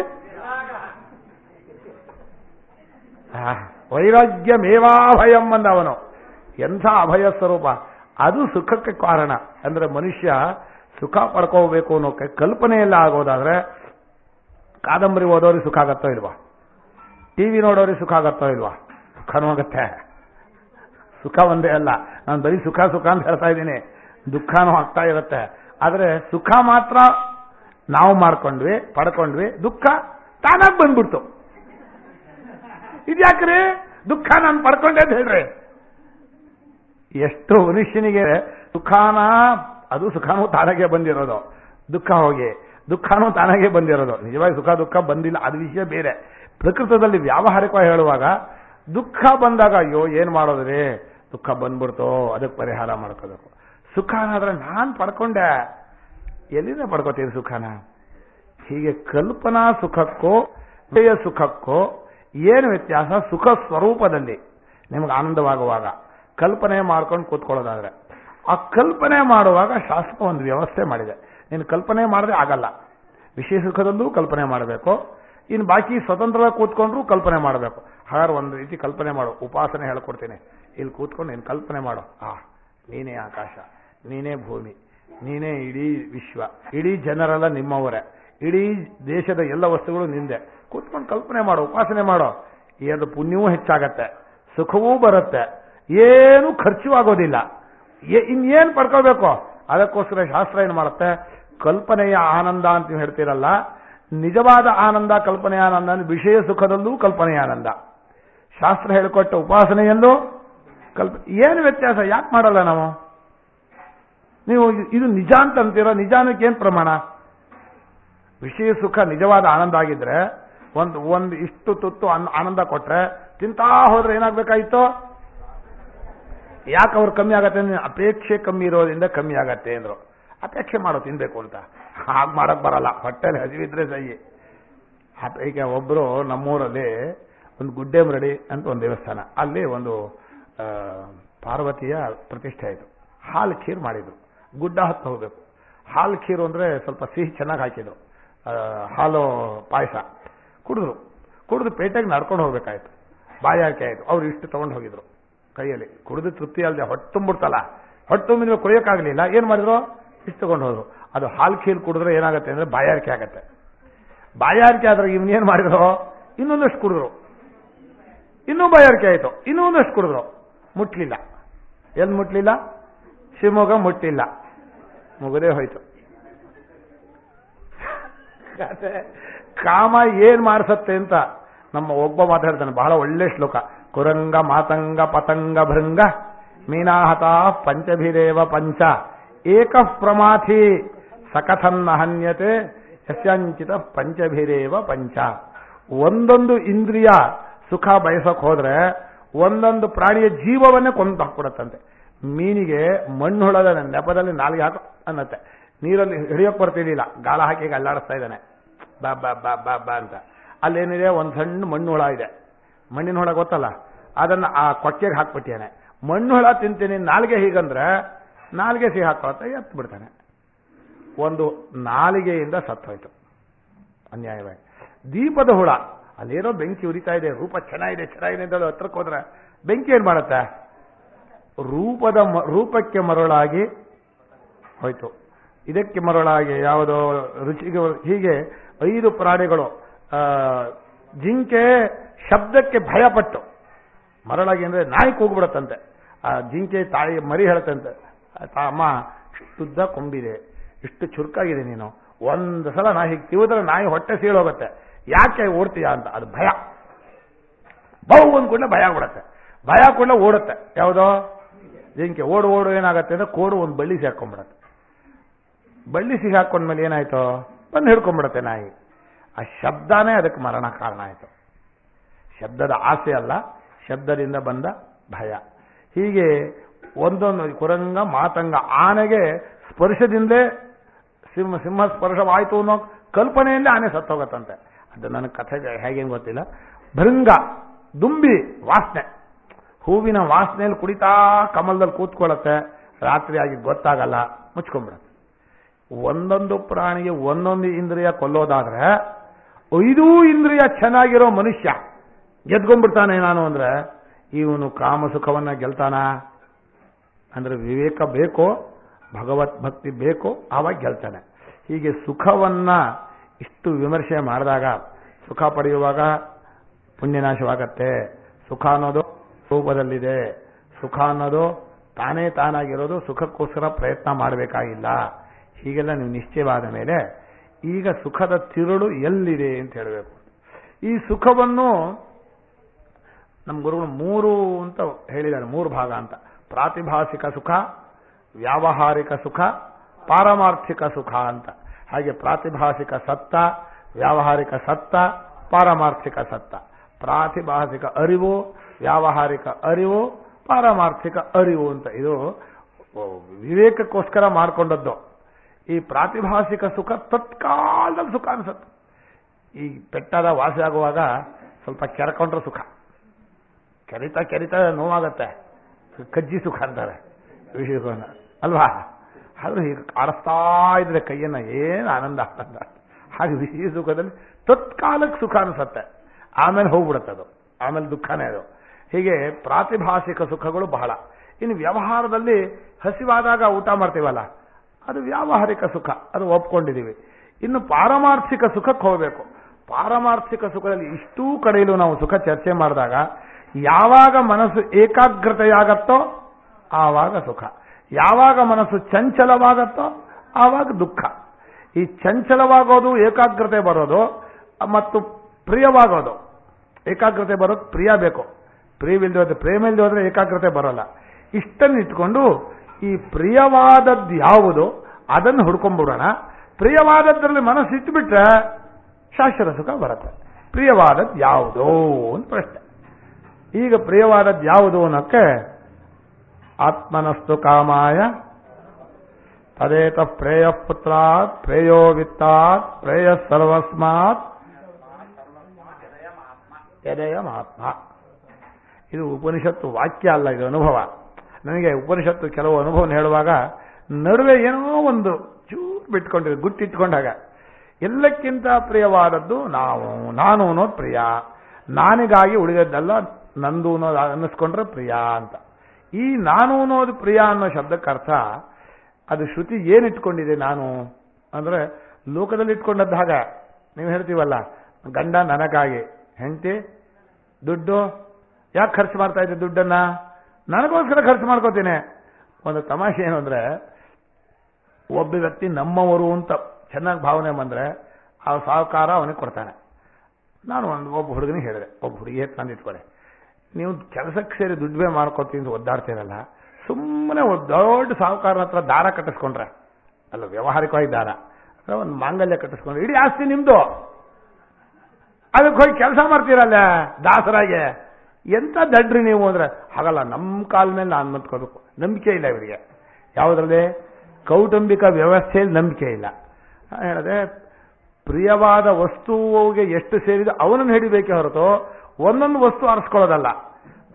ನೀವು ತುಂಬಾ ದೊಡ್ಡ ಸಾಹುಕಾರ ಅಂತ ಇಟ್ಕೊಳ್ಳಿ, ಭಾರಿ ಐಶ್ವರ್ಯ ಇರೋನು, ಅವನು ನಮ್ಮ ಅತ್ಯಂತ ಆತ್ಮೀಯನಾಗಿ ಮಾಡ್ಕೊಳ್ಳೋದು ವಾಸಿನೋ, ಅವನಷ್ಟು ಆಸ್ತಿ ಸಂಪಾದನೆ ಮಾಡೋದು ವಾಸಿನ? ಸುಲಭವಾಗಿ ಮಾಡ್ಕೋಬಹುದು. ವ್ಯಕ್ತಿನ ಮಾಡ್ಕೊಂಡ್ರಾಯ್ತಾ, ಅವನು ಬೇರೆ ಇಲ್ಲ ನಾನು ಬೇರೆ ಇಲ್ಲ ತಿಳ್ಕೊಂಡ್ರಾಯ್ತು, ಅವನ ಹತ್ರ ಹೇಳಿದಾಯ್ತು, ನೀನೇ ನಾನು ನಾನೇ ನೀನು, ಅವನದೆಲ್ಲ ನಮ್ದು. ಅದು ಬಿಟ್ಕೊಂಡು ಅವನ ಹಂಗೆ ಆಸ್ತಿ ಮಾಡ್ಕೊಳಕ್ ಹೋಗಿ ಆಮೇಲೆ ಬೇಡವಾದ ಇದು ಉಪಾಯ. ಅಂದ್ರೆ ಪ್ರಿಯವಾದವನನ್ನ ನಮ್ಮವನು ಮಾಡ್ಕೊಳ್ಳಿ, ಪ್ರಿಯವಾದ ವಸ್ತು ಹುಡುಕೊಂಡು ಹೋಗ್ಬೇಡಿ, ಅದು ಸಿಗೋದಿಲ್ಲ. ಇದು ಎಷ್ಟು ಉಪನಿಷತ್ತು ಹೇಳುತ್ತೆ ನೋಡಿ. ಅದು ಹೇಳುವಾಗ ತದೇತ ಪ್ರೇಯ ಪುತ್ರಾತ್ ಪ್ರೇಯೋ ವಿತ್ತಾತ್ ಸರ್ವಸ್ಮಾತ್ ಎರೆಯ ಅಂತರದಮ ಎರೆಯ ಮಹಾತ್ಮ. ನನಗಾಗಿ ಎಲ್ಲ ಇಷ್ಟವಾಗತ್ತೆ ಎನ್ನುವಾಗ ಇಲ್ಲಿ ಸಾಧನ ಪ್ರೇಮ ಮುಖ್ಯ ಪ್ರೇಮ ಅಂತಿದೆ. ಇದು ಚೆನ್ನಾಗಿ ನಾವು ತಿಳ್ಕೋಬೇಕು. ನಾನು ಅನ್ನೋದು ನಮ್ಮ ಮುಖ್ಯ ಪ್ರೇಮ, ನನ್ನದು ಅನ್ನೋದು ಸಾಧನ ಪ್ರೇಮ. ಇದು ಸಾಧನ ಪ್ರೇಮ ಹೇಗಿರುತ್ತೆ ಅಂದ್ರೆ ವ್ಯಾವಹಾರಿಕವಾಗಿ ಕೇಳ್ತಾರೆ. ನಮ್ಮವ್ರು ತುಂಬಾ ಜನ ನನ್ನ ಹತ್ರ ಅಂತಾರೆ, ಒಂದು ಕಮಿಟಿಯಲ್ಲಿ ಕೆಲಸ ಮಾಡ್ತಾ ಇದ್ವಿ, ನಮ್ಮ ಸ್ನೇಹಿತರೊಬ್ರು, ಅವ್ರನ್ನ ತುಂಬಾ ಜನ ಹಚ್ಕೊಂಡಿದ್ರು. ಅವ್ರೇನ್ ಮಾಡ್ಕೊಂಡ್ರು, ನಾನು ಎಲ್ರಿಗೂ ಬೇಕಾದವನು ಮಾಡ್ಕೊಂಡಿದ್ರು. ಅವರೆಲ್ಲ ಏನ್ ಮಾಡಿದ್ರು, ತಮ್ಮ ಕೆಲಸ ಮಾಡ್ಕೊಂಡು ಕೈ ಬಿಟ್ಬಿಟ್ರು. ಅವ್ರು ಹೇಳಿದ್ರು, ಬೇಕಾದಾಗ ನಾನು ಉಪಯೋಗಿಸ್ಕೋತಾರೆ, ಆಮೇಲೆ ನಾನು ಹೇಳಿದ್ರೆ ಸಹಜ ಅಂದೆ. ನಾನು ಮನುಷ್ಯ ಇನ್ನೊಬ್ಬರನ್ನು ಪ್ರೀತಿಸೋದು ಯಾರಿಗೋಸ್ಕರ? ಆದ್ರೆ ಅವ್ರಿಗೆ ಇಷ್ಟ ಆಗ್ಲಿಲ್ಲ, ನನ್ನನ್ನು ಸಾಧನವಾಗಿ ಮಾಡ್ಕೊಂಡು ಪ್ರೀತಿಸಿದ್ರು, ನಾನೇ ಬೇಕು ಅಂತ ಪ್ರೀತಿಸ್ಲಿಲ್ಲ. ಅಲ್ಲ, ಮನುಷ್ಯನಿಗೆ ಇನ್ನೊಬ್ಬರನ್ನು ಪ್ರೀತಿಸುವಾಗ, ಗಂಡನ್ ಪ್ರೀತಿಸುವಾಗ, ಗಂಡನ್ ನನಗೋಸ್ಕರ ಪ್ರೀತಿಸ್ಕೊಂಡೆ ಅಂದ್ರೆ ಗಂಡನಿಂದ ನಾನು ಸುಖ ಆಗ್ಬೇಕು ಅಂತ ಪ್ರೀತಿಸ್ಕೊಂಡೆ, ಗಂಡನೇ ನಾನಾಗಬೇಕು ಅಂತ ಪ್ರೀತಿಸ್ತಾರ?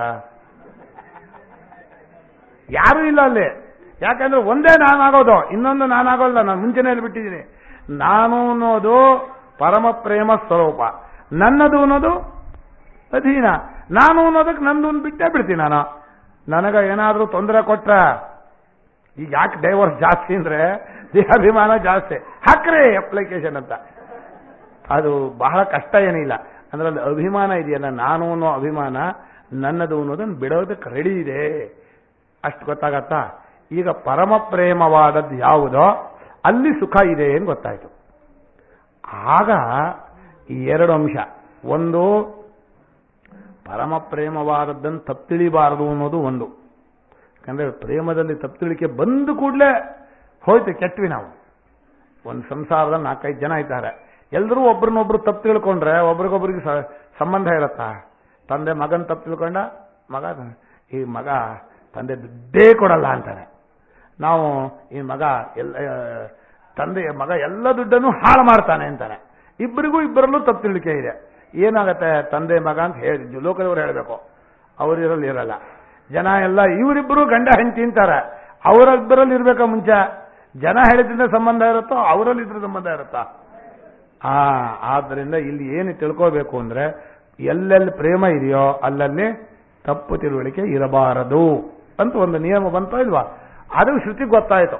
ತುಂಬಾ ಹತ್ತಿರದವರು, ತುಂಬಾ ನೀವು ಪ್ರೀತಿಸೋರ ಬಗ್ಗೆ ತಪ್ಪು ತಿಳುವಳಿಕೆ ಇರಬಾರದು. ಯಾವುದು ತುಂಬಾ ಪ್ರೀತಿಸ್ತಾ ಇರೋದು? ನಾನು ನನ್ನನ್ನೇ ತಪ್ಪು ತಿಳ್ಕೊಂಡೆ ಅಂದ್ರೆ ಇನ್ನು ಏನನ್ನು ಪ್ರೀತಿಸ್ತೀನಿ ನಾನು? ತಪ್ಪು ತಿಳುವಳಿಕೆಯಾದ ನಾನು ಅಂದ್ರೆ ತಪ್ಪು ತಿಳುವಳಿಕೆಯಿಂದ ಹುಟ್ಟಿ ಬಂದ ನಾನು ಅಂದ್ರೆ ತೋರಿಕೊಂಡ. ಹುಟ್ಟೋದು ಅಂದ್ರೆ ಹುಟ್ಟೋದಿಲ್ಲ, ತೋರ್ಕೊಂಡ. ತಪ್ಪು ತಿಳುವಳಿಕೆಯಿಂದ ತೋರಿಕೊಂಡ ನಾನು ನಿಜವಾದ ಒಂದು ಪ್ರೇಮವನ್ನು ಮಾಡುತ್ತೀವೋ ಎಲ್ಲಾದ್ರೂ? ಈ ಥರನೇ ಆತ್ಮನಸ್ತು ಕಾಮಾಯ. ಅದನ್ನು ಅನುವಾದ ಮಾಡಿ ಶ್ರುತಿ ಮುಂದಿನ ವಾಕ್ಯ ಏನು ಹೇಳ್ತಾ ಗೊತ್ತಾ? ಆತ್ಮಾವಾರೇ ದ್ರಷ್ಟವ್ಯ ಶ್ರೋತವ್ಯೋ ಮಂತವ್ಯ ಅಂತ ಹೇಳ್ತು.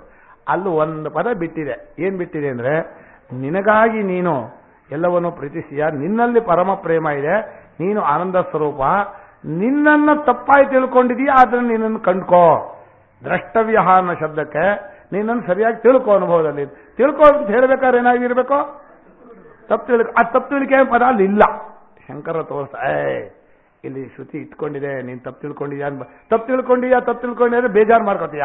ನೀನು ಚೆನ್ನಾಗಿ ನಿನ್ನ ಅರ್ಥ ಮಾಡ್ಕೋ, ಅವಾಗ ತಪ್ಪು ತಿಳ್ಕೊಂಡಿದ್ಯಾ ಅಂತ ಅರ್ಥ. ಭಾರಿ ಬುದ್ಧಿವಂತ ಅಂತ ಹೇಳ್ತೀವಿ, ಯಾಕಂದ್ರೆ ಮುಂದೆ ಬುದ್ಧಿವಂತರಾಗ್ರಿ ಅಂತ. ಈಗ ಬುದ್ಧಿವಂತ ಅಲ್ಲ, ಭಾವಿನೀ ವೃತ್ತಿ ಮಾಶ್ರಿತ್ಯ. ಒಂದು ಕಡೆ ಶ್ರುತಿ ಎಷ್ಟು ಜನ ಹೇಳುತ್ತೆ, ಅಯ್ಯೋ ಯಶವಾಯೇಷ ಪುರುಷೋ ಅನ್ನ ರಸಮಯ. ಆ ವಾರ್ತೆಕಾರ ಹೇಳ್ತಾರೆ, ಇಡೀ ಆಕಾಶವನ್ನು ಸೃಷ್ಟಿ ಮಾಡಿ ಅಷ್ಟನ್ನು ತನ್ನಲ್ಲಿ ತೋರಿಸಿದಂತಹ ಮಹಾಪುರುಷ ಇವನು. ಅಲ್ಲಿಂದ ಬಂದು ಒಂದು ಸಣ್ಣ ಅನ್ನಮಯವಾದ ದೇಹದಲ್ಲಿ ಪ್ರವೇಶ ಮಾಡಿಬಿಟ್ಟ ನಾನು ಅಂತ. ಅಯ್ಯೋ ಹಣೆ ಬರವೆ, ಯಾಕೋ ಹೀಗಾದೆ ನೀನು? ಸವಾಯೇಷ ಪುರುಷ, ಸತ್ಯಜ್ಞಾನಾನಂದ ರೂಪವಾದ ಬ್ರಹ್ಮ ನೀನು. ಅಂಧವನು, ಆಕಾಶಗಳಿಗೆಲ್ಲ ತಂದೆಯಾದವನು ಬಂದು ಕೊನೆಯಲ್ಲಿ ಒಂದು ಸಣ್ಣ ತುಂಡು ಶರೀರದಲ್ಲಿ ಸವಾಯೇಷ ಪುರುಷೋ ಅನ್ನರಸಮಯ, ಅನ್ನರಸದ ಒಂದು ಸಣ್ಣ ದೇಹದಲ್ಲಿ ನಾನು ಅನ್ನೋ ಅಭಿಮಾನ ಮಾಡಿಕೊಂಡ. ಈ ನಾದ ಅನ್ನಮಯನಾದ. ಇದು ಮೊದಲನೆಯ ಪ್ರಕ್ರಿಯೆ. ಅನ್ನಮಯನಾದ ನನ್ನನ್ನು ತಪ್ಪು ತಿಳುವಳಿಕೆಯನ್ನು ಬಿಡಿಸ್ಬೇಕು. ಇದು ಬಿಡ್ತಾನೆ ಇವನು, ಕೋತಿಯಾಟದಾಗ ಏನು ಮಾಡಿದ್ರು ಬಿಡಲ್ಲ. ಅದಕ್ಕೆ ಅನುಭವನ್ನೇ ತೋರಿಸ್ಬೇಕು. ಶ್ರುತಿ ಬಹಳ ಉಪಾಯ ಮಾಡಿದೆ. ಏನು ಬರೀ ತರ್ಕ ಹೇಳಿದ್ರು ಕೇಳಲ್ಲ. ತರ್ಕ ಹೇಳಿದ್ರೆ ತರ್ಕ ಹ್ಞೂ ಅಂತೀವಿ, ಮತ್ತಿದೆ ನಾನು ಅಂತೀವಿ. ಅದಕ್ಕೆ ಸ್ಥೂಲವಾದ ಅನ್ನಮಯವನ್ನ ಸಣ್ಣ ಅನ್ನಮಯ ಮಾಡಬೇಡ, ಇರೋ ಅನ್ನವನ್ನೆಲ್ಲ ನಾನು ಮಾಡ್ಕೊ. ಅನ್ನಮಯಕ್ಕೂ ಅನ್ನಕ್ಕೂ ಏನು ವ್ಯತ್ಯಾಸ ಅಂದ್ರೆ, ಅನ್ನ ಅಂದ್ರೆ ಇಡೀ ವಿಶ್ವವೆಲ್ಲ ಇದೆಯಲ್ಲ, ಪಂಚಕೋಶ, ಅಷ್ಟನ್ನೂ ನಾನು ಮಾಡ್ಕೊಂಡವನಿದ್ದಾನೆ. ಪಂಚಭೂತ, ಪಂಚಭೂತಗಳಷ್ಟು ಸೇರಿದ್ರೆ ಅನ್ನ. ಯಾಕೆಂದ್ರೆ ಈ ಅನ್ನ ಶಬ್ದ ಪಂಚಭೂತಗಳನ್ನ ನಾನು ಅಂತ ತಿಳ್ಕೊಂಡು ಒಬ್ಬ ಜೀವಿ ಆ ಪಂಚಭೂತಗಳನ್ನು ಬಿಟ್ಟ ಮೇಲೆ ನಿಮಗದ ಅನ್ನ. ಬರೀ ಮಣ್ಣು ತಿನ್ನೋಕೆ ಬರಲ್ಲ, ಬರೀ ನೀರು ಕುಡಿಯೋಕೆ ಬರಲ್ಲ, ಬರೀ ಅಗ್ನಿನ ಬಾಯಿಗೆ ಹಾಕೊಂಡ್ರೆ ಸುಟ್ಟೋಗ್ಬಿಡ್ತೀವಿ. ಅಲ್ಲ, ನಾನು ಹೇಳಿದ ಅನ್ನ ಅನ್ನೋ ಶಬ್ದದ ಅರ್ಥ. ಬರೀ ಅನ್ನ ಅನ್ನೋದು ಬರೀ ನೀರಲ್ಲ, ಬರೀ ಬೆಂಕಿಯಲ್ಲ, ಬರೀ ಮಣ್ಣಲ್ಲ, ಬರೀ ಆಕಾಶವಲ್ಲ. ಐದನ್ನೂ ತನ್ನ ದೇಹ ಮಾಡ್ಕೊಂಡಂಥ ಒಂದು ಸಸ್ಯ. ಆ ಸಸ್ಯನ ಚೆನ್ನಾಗು ಏನ್ ಮಾಡ್ತೀವಿ? ಅರ್ದು ಬಿಡ್ತೀವಿ. ಅರ್ದು ಬಿಟ್ರೆ ಅದೇನಾಗತ್ತೆ? ದೇಹ ಉಳಿಯತ್ತೆ, ಜೀವ ಹೋಗುತ್ತೆ. ಅದಕ್ಕೆ ನಮ್ಮಲ್ಲಿ ದುಷ್ಕೃತಂ ಹಿ ಮನುಷ್ಯಾನ ಅನ್ನಮಾಶ್ರಿತ್ಯ ತಿಷ್ಠತಿ. ಯಾವಾಗ ಅದ್ರ ಜೀವನ ಬಿಡಿಸ್ತೀರಿ ಸತ್ತೋಯ್ತದೋ ಅದರ ದೇಹ ತಿನ್ನೋದು ನಾವು. ವ್ಯಾವಹಾರಿಕವಾಗಿ ಅನ್ನ ನಮ್ಗೆ ರುಚಿ ಅನ್ನೋದ್ರಲ್ಲಿ ಇದು ವಿಷಯ ಬೇರೆ. ವಿವೇಕದಿಂದ ನೋಡಿದ್ರೆ ಒಬ್ಬ ಜೀವಿ ಶರೀರ ಮಾಡ್ಕೊಂಡಿರ್ತಾನೋ ಇಲ್ವಾ? ಆ ಶರೀರವಂತಾನೆ ತಿನ್ನೋದು. ಶರೀರವನ್ನು ತಿನ್ನೋರು ಯಾರೋ? ಶರೀರವೇ. ಆ ಜೀವೋ ಜೀವಸ್ಯ ಜೀವನಂ. ಜೀವನ್ ತಿಂತೀವಿ ಅಂದ್ರೆ ಜೀವ ಅಲ್ಲ, ಜೀವ ಬಿಟ್ಟ ಶರೀರವನ್ನು. ಕೆಲವು ಸಲ ಹೇಳ್ತೀವಿ ನಾವೆಲ್ಲ ಹೆಣ ತಿನ್ನೋರು ಅಂತ. ಬೇಜಾರು ಮಾಡ್ಕೋಬೇಡ್ರಿ. ಹೆಣ ಅನ್ನೋ ಶಬ್ದಕ್ಕೆ ಅರ್ಥ ಶರೀರ ಅಂತ. ಶರೀರವನ್ನು ನಾವು ತಿಂತೀವಿ, ಶರೀರವ ಆಗತ್ತೆ. ಶರೀರವನ್ನು ಈಗ ಮೆತ್ತಾ ಇದೆ, ಒಳಗಡೆಯಿಂದ ಮೆತ್ತಾ ಇದೀವಿ, ಹೊರಗಡೆಯಿಂದ ಉದುರ್ತಾ ಇದೆ. ತಿಂದದ್ದು ಉಳಿದು ಬಿಟ್ರೆ ಸತ್ತೋಗ್ಬಿಡ್ತೀವಿ. ವಾಕಿಂಗ್ ಮಾಡ್ರಿ, ತೂಕ ಜಾಸ್ತಿ ಆಗಿದೆ ಅನ್ನಮಯ ಅಂತಾರೆ. ಅಂದ್ರೆ ನಾನು ಮಾಡ್ಕೊಂಡಿರೋ ಈ ಶರೀರ ನೋಡಿ, ಆ ನಾನು ಅನ್ನೋ ಪ್ರೇಮ ಕೊಟ್ಟ ಮೇಲೆ ಶರೀರ ಎಷ್ಟು ಸುಂದರವಾಗತ್ತೆ ಅಂದ್ರೆ, ಎಂಥೆಂಥ ಅವಶ್ಯಕರು ಬೇಕೋದು. ಹಲ್ಲು ಉದ್ರೋಗಿದ್ರು ನನ್ನ ಶರೀರ ಚೆನ್ನಾಗಿದೆ, ಕೂದಲು ಬೆಳ್ಳಗಾದ್ರೂ ಶರೀರ ಚೆನ್ನಾಗಿದೆ, ಗಲೀಜಾದ್ರೂ ಶರೀರ. ಯಾಕೆ? ನಾನು ಅನ್ನೋ ಪ್ರೇಮ ಕೊಟ್ಟಿರೋದ್ರಿಂದ. ಏನು ಈ ಅನ್ನಮಯ. ಅದಕ್ಕೆ ಅವ್ರು ಹೇಳಿದ್ರು ಇಷ್ಟು ಸಣ್ಣ ಅನ್ನಮಯ ಬೇಡ. ಆಮೇಲೆ ಇನ್ನೊಂದು ಏನು ಮಾಡಿದ್ರು ಗೊತ್ತಾ? ಇದೊಂದು ಬಹಳ ಮುಖ್ಯವಾದ ಅನ್ನಮಯ ಶರೀರದಲ್ಲಿ. ಯಾವಾಗ ದೇಹವನ್ನೇ ಅಷ್ಟೇ ನಾನು ಮಾಡ್ಕೊಂಡಿದ್ರೆ ಯಾವಾಗಲೂ ತಿನ್ನೋ ಕೆಲಸನೇ ಮಾಡ್ಕೊತೀವಿ. 3 ಹೊತ್ತು ಅಡುಗೆ ಮಾಡಕ್ಕೆ ಹೋಗೋದು, ತಿನ್ನೋದು. ತಾಯಂದ್ರು ಬೈತಾರೆ, ಅಡುಗೆ ಮನೆಯಲ್ಲಿ ಬೇಡ, ಹೋಗು ಮನೆ ಎಲ್ಗಾರು ಹೋಗು ಅಂತ. ನಮ್ಮಲ್ಲಿ ನಮ್ಮ ಭಾಷೆಯಲ್ಲಿ ಅರ್ತ್ಲೆ ಪೂನೆ ಅಂತೀವಿ. ಅರ್ತ್ಲೆ ಪೂನೆ ಅಂದ್ರೆ ಅಡಿಗೆ ಮನೇಲಿ ಇರೋ ಬೆಕ್ಕು, ಹೊರಗಡೆ ಹೋಗಲ್ಲ, ಯಾವಾಗಲೂ ಏನಾದ್ರೂ ಕೊಡೋ ತಿನ್ನತ್ತೆ ಅಂತ. ಅದು ಅನ್ನಮಯ ಕೋಶದ ಅಭಿಮಾನದ ಫಲ. ಹಸಿವಾಗ ತಿನ್ಬೇಕು ಅಂತಿಲ್ಲ, ಬಾಯಿ ಚಪಲ, ತಿನ್ಬೇಕು ತಿನ್ಬೇಕು ತಿನ್ಬೇಕು ಅಂತ. ಇದು ಅನ್ನಮಯಕ್ಕೆ ಯಾವುದು ಪ್ರಿಯ? ಅನ್ನಮಯ ಕೋಶಕ್ಕೆ ಅಂದ್ರೆ ಅನ್ನಮಯಕ್ಕೆ ಯಾವುದು ಹಿತ ಅನ್ಸತ್ತೋ ಅದು ಪ್ರಿಯ. ಯಾಕೆ ಪ್ರಿಯ ಅಂತ ಕೇಳ್ತಿರೋ, ಈಗ ಉತ್ತರ ಸಿಕ್ತು ನೋಡಿ. ಇದು ಯಾಕೆ ಪ್ರಿಯ ಆಗತ್ತೆ? ಇಲ್ಲಿ ನಾನು ಅಂತಿರೋದ್ರಿಂದ. ಆದ್ರೆ ಇಲ್ಲಿ ನಾನು ಅಂತಿರೋದಕ್ಕೆ ಇದೇ ಯಾಕೆ ಪ್ರಿಯ ಅಂತ ಕೇಳಿದ್ರೆ, ನಿಜವಾಗಿ ಆ ತಿನ್ನೋರಿಗೆ 2 ಇಂದ್ರಿಯ ಕೊಟ್ಟಿದ್ದಾನೆ. ಒಂದು ನಾಲಿಗೆ, ಇನ್ನೊಂದು ಹೊಟ್ಟೆ. ಯಾವುದಕ್ಕೆ ತಿನ್ಬೇಕು ನಾವು? ಹೊಟ್ಟೆಗೆ. ನಾಲಿಗೆ ಕೊಟ್ಟಿರೋದು ಯಾತಕ್ಕೆ? ಗೇಟ್ ಕೀಪರ್, ತಡಿಬೇಕು, ಬಿಡಬಾರ್ದು ಅಷ್ಟೇ ಹೇಳಕ್ ಕೊಟ್ಟಿರೋದು. ಇವನೇನ್ ಮಾಡ್ತಾನೆ? ಇದು ಚೆನ್ನಾಗಿದೆ ಚೆನ್ನಾಗಿದೆ ಅದು ಹೇಳಕ್ ಶುರು ಮಾಡ್ತಾನೆ. ಅಲ್ಲಿ ಹೇಳಿದಿವಲ್ಲ ಮೀನು, ಹಾಗೆ ರುಚಿಯಾಗಿ ತಿನ್ಬೇಕು ಅಂತ. ಆಮೇಲೆ ಒಬ್ರು ಅಯ್ಯೋ ಹೊಟ್ಟೆ ತುಂಬಿಡ್ತಲ್ಲ, ಇನ್ನೂ ತಿನ್ಬೇಕು ಅಂತ ಆಸೆ ಇತ್ತಲ್ಲ ಅಂತಾನೆ. ತಮಾಷೆಗೆಲ್ಲ ಹೇಳ್ತಾ ಇರೋದು. ಎಲ್ಲ ನಮ್ಮವರೊಬ್ರು ಹೇಳೋರು, ಮುಂಚೆ ಚೆನ್ನಾಗಿ ಸಾರವನ್ನು ಬಡಿಸ್ಬಿಡೋರು, ಆಮೇಲೆ ಮಜ್ಜಿಗೆ ಇದನ್ನು ಬರೋರು, ಕೊನೆ ಭಕ್ಷ್ಯ ತರೋರು. ಅಲ್ಲ ರೀ, ಎಂತಾದ್ರೆ ನೀವು ಮುಂಚೆ ತಿನ್ಬೇಕಾ? ಇದೆಲ್ಲ ಹೊಟ್ಟೆ ತುಂಬಿ ತಂದ್ಬಿಟ್ರಲ್ಲ, ಈಗ ತಿನ್ಬೇಕು ಅಂದ್ರೆ ಆಸೆ ಇದೆ, ತಿನ್ನೋಕ್ಕಾಗಲ್ಲ, ಏನ್ ಮಾಡೋ? ಅನ್ನಮಯನ ಮಹಿಮೆ ಇದು, ಅದು ಬರುತ್ತೆ. ಇದು ಸ್ತ್ರೀ ಬುದ್ಧಿ ಪ್ರಳಯಾಂತಕ.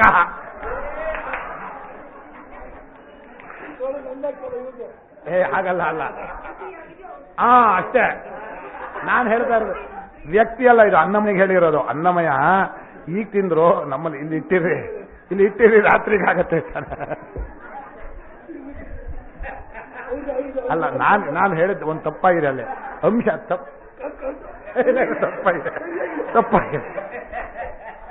ತಪ್ಪಾಗಿದೆ. ಅದು 2 ದೃಷ್ಟಿಯಿಂದ ನೋಡ್ಬೋದು.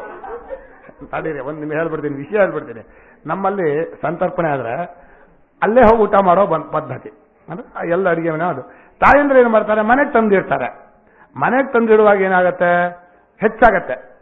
ತಂದಿದ್ದೆಲ್ಲ ಊಟ ಮಾಡೋಕ್ಕಾಗತ್ತಾ? ಅವ್ರ ದೃಷ್ಟಿಲಿ ಏನು, ರಾತ್ರಿ ಉಳಿಯತ್ತಲ್ಲ. ರಾತ್ರಿ ಉಳಿಯುತ್ತೆ ಅಂದ್ರೆ ರಾತ್ರಿ ಮಾಡಬೇಕಾಗಿಲ್ಲ ಅಂತ ಅರ್ಥ. ಅವರು ಸಂಗ್ರಹ ಮಾಡಬೇಕು ಅಂತಲ್ಲ. ನಮ್ಮ ಉಪನಿಷತ್ನಲ್ಲೇ ಇದೆ ಕಥೆ. ಈ ಉಷಸ್ತಿ ಚಾಕ್ರನ ಹೆಂಡತಿ ಪಾಪ ಒಂದು ಯಜ್ಞ ನೋಡೋಕೆ ಹೋಗಿದ್ರು. ನೋಡೋಕೆ ಹೋದಾಗ ಏನಾಯ್ತು, ಎಲ್ಲೂ ಏನೂ ಸಿಗ್ಲಿಲ್ಲ, ಭಾರಿ ಹಸಿವಾಯ್ತು. ಒಬ್ಬ ಮಾವಟಿಗ ಅವನು ಹುರುಳಿನ ತಿಂತಾ ಇದ್ದ. ಹುರುಳಿ ಅಂದ್ರೇನೋ ಅಲ್ಲ, ಅವ್ರಿಗೆ ಹೇಳ್ಬೇಕಲ್ಲ, ಕುಲ್ಮಾಷ, ಬುಲ್ಬುಲು ಏನೋ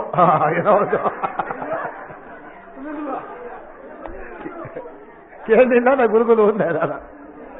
ಅದನ್ನು ತಿಂತಾ ಇದ್ರೆ ಉಷಸ್ತಿ ಚಾಕ್ರನ ಕೇಳಿದ್ರೆ ಅವನು ಎಂಜಲು ಅಂದ. ಪರವಾಗಿಲ್ಲ ಕೊಡೋ, ಪ್ರಾಣ ಹೋಗ್ತಾ ಇದೆ, ಪ್ರಾಣಕ್ಕೋಸ್ಕರ ತಗೋಬೇಕು ಅಂತ ತಗೊಂಡ್ಮೇಲೆ ಅವನೇನ್ ಮಾಡ್ದ, ನೀರು ತಗೊಂಡ. ಎಂಜಲು ಅಂದ. ಅಲ್ಲ, ಅದು ನೀರಾದ್ರೆ ಎಲ್ಲರೂ ಸಿಗತ್ತೆ, ಇದು ಎಲ್ಲೂ ಸಿಗ್ತಾ ಇಲ್ಲ, ಬರಗಾಲ, ಮತಚಿ ಹತೇಶು ಕುರುಷು ಅಂದ. ತಗೊಂಡು ಪತ್ನಿ ಕೊಟ್ಟ. ಹೆಂಡತಿ ಚಿಕ್ಕ ಹುಡುಗಿ, ತಾನು ತಿಂದ. ಅವತ್ತು ಮರುದಿವಸ ಹೇಳುವಾಗ, ಇವತ್ತು ಸ್ವಲ್ಪ ಇದ್ದಿದ್ರೆ ಅಲ್ಲಿ ಹೋಗಬಹುದಾಗಿತ್ತು, ಆ ಯಜ್ಞ ಸ್ವಲ್ಪ ದೂರ ನಡಿಬೇಕು ಅಂದ. ನನ್ನ ಹತ್ರ ಹಾಗೆ ಇದೆ, ಇಟ್ಕೊಂಡಿದ್ದೀನಿ ನಾನು. ನನಗೆ ಅಲ್ಲಿ ಯಾರೋ ಊಟಕ್ಕೆ ಕರೆದ್ರು, ಅದನ್ನ ಹಾಗೆ ಇಟ್ಕೊಂಡಿದ್ದೀನಿ ಇನ್ನೋರು. ಅದನ್ನ ಬೆಳಿಗ್ಗೆ ತಿಂದು ಹೋದ. ಶಂಕರ ಬರೆಯುವಾಗ ಅಲ್ಲಿ ಯಾಕೆ ಇಟ್ಕೊಂಡಿದ್ಲು ಅವಳು? ನಾಳೆಗಾಗತ್ತೆ ಅಂತ ಇಟ್ಕೊಂಡಿದ್ದು. ನಾಳೆಗಾಗತ್ತೆ ಅಂತ ಇಟ್ಕೊಂಡಿದ್ದು ಒಂದು ದೂರದೃಷ್ಟಿ ಅಂತೀರೋ, ಸಂಗ್ರಹ ದೃಷ್ಟಿ ಅಂತೀರೋ? ಹಾಗಾದ್ರೆ ನಾನು ಹೇಳಿದ್ ತಪ್ಪಾಯ್ತು. ಸಂಗ್ರಹ ದೃಷ್ಟಿ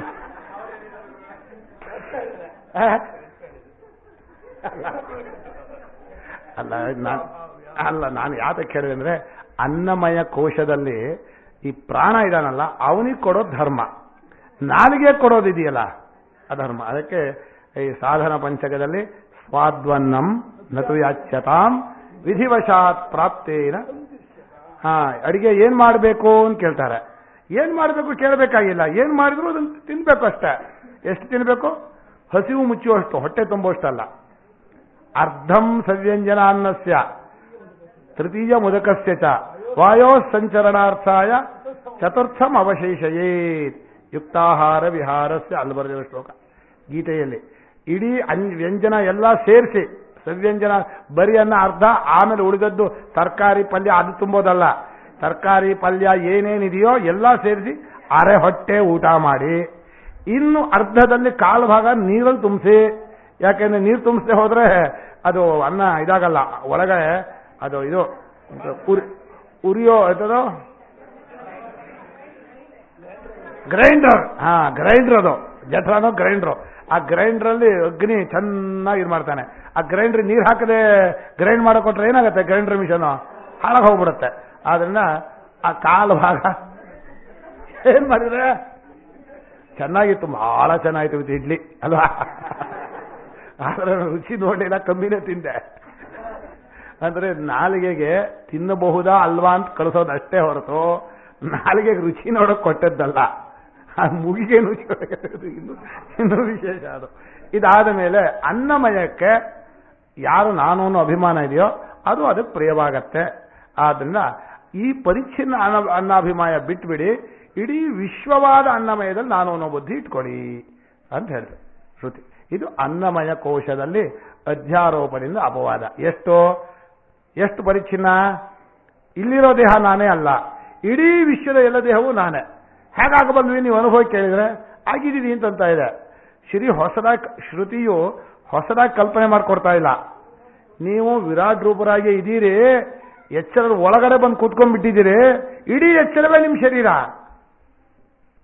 ಅಲ್ವಾ? ಎಚ್ಚರವಾಗಿರೋರು ಅಲ್ವಾ ನಾವು?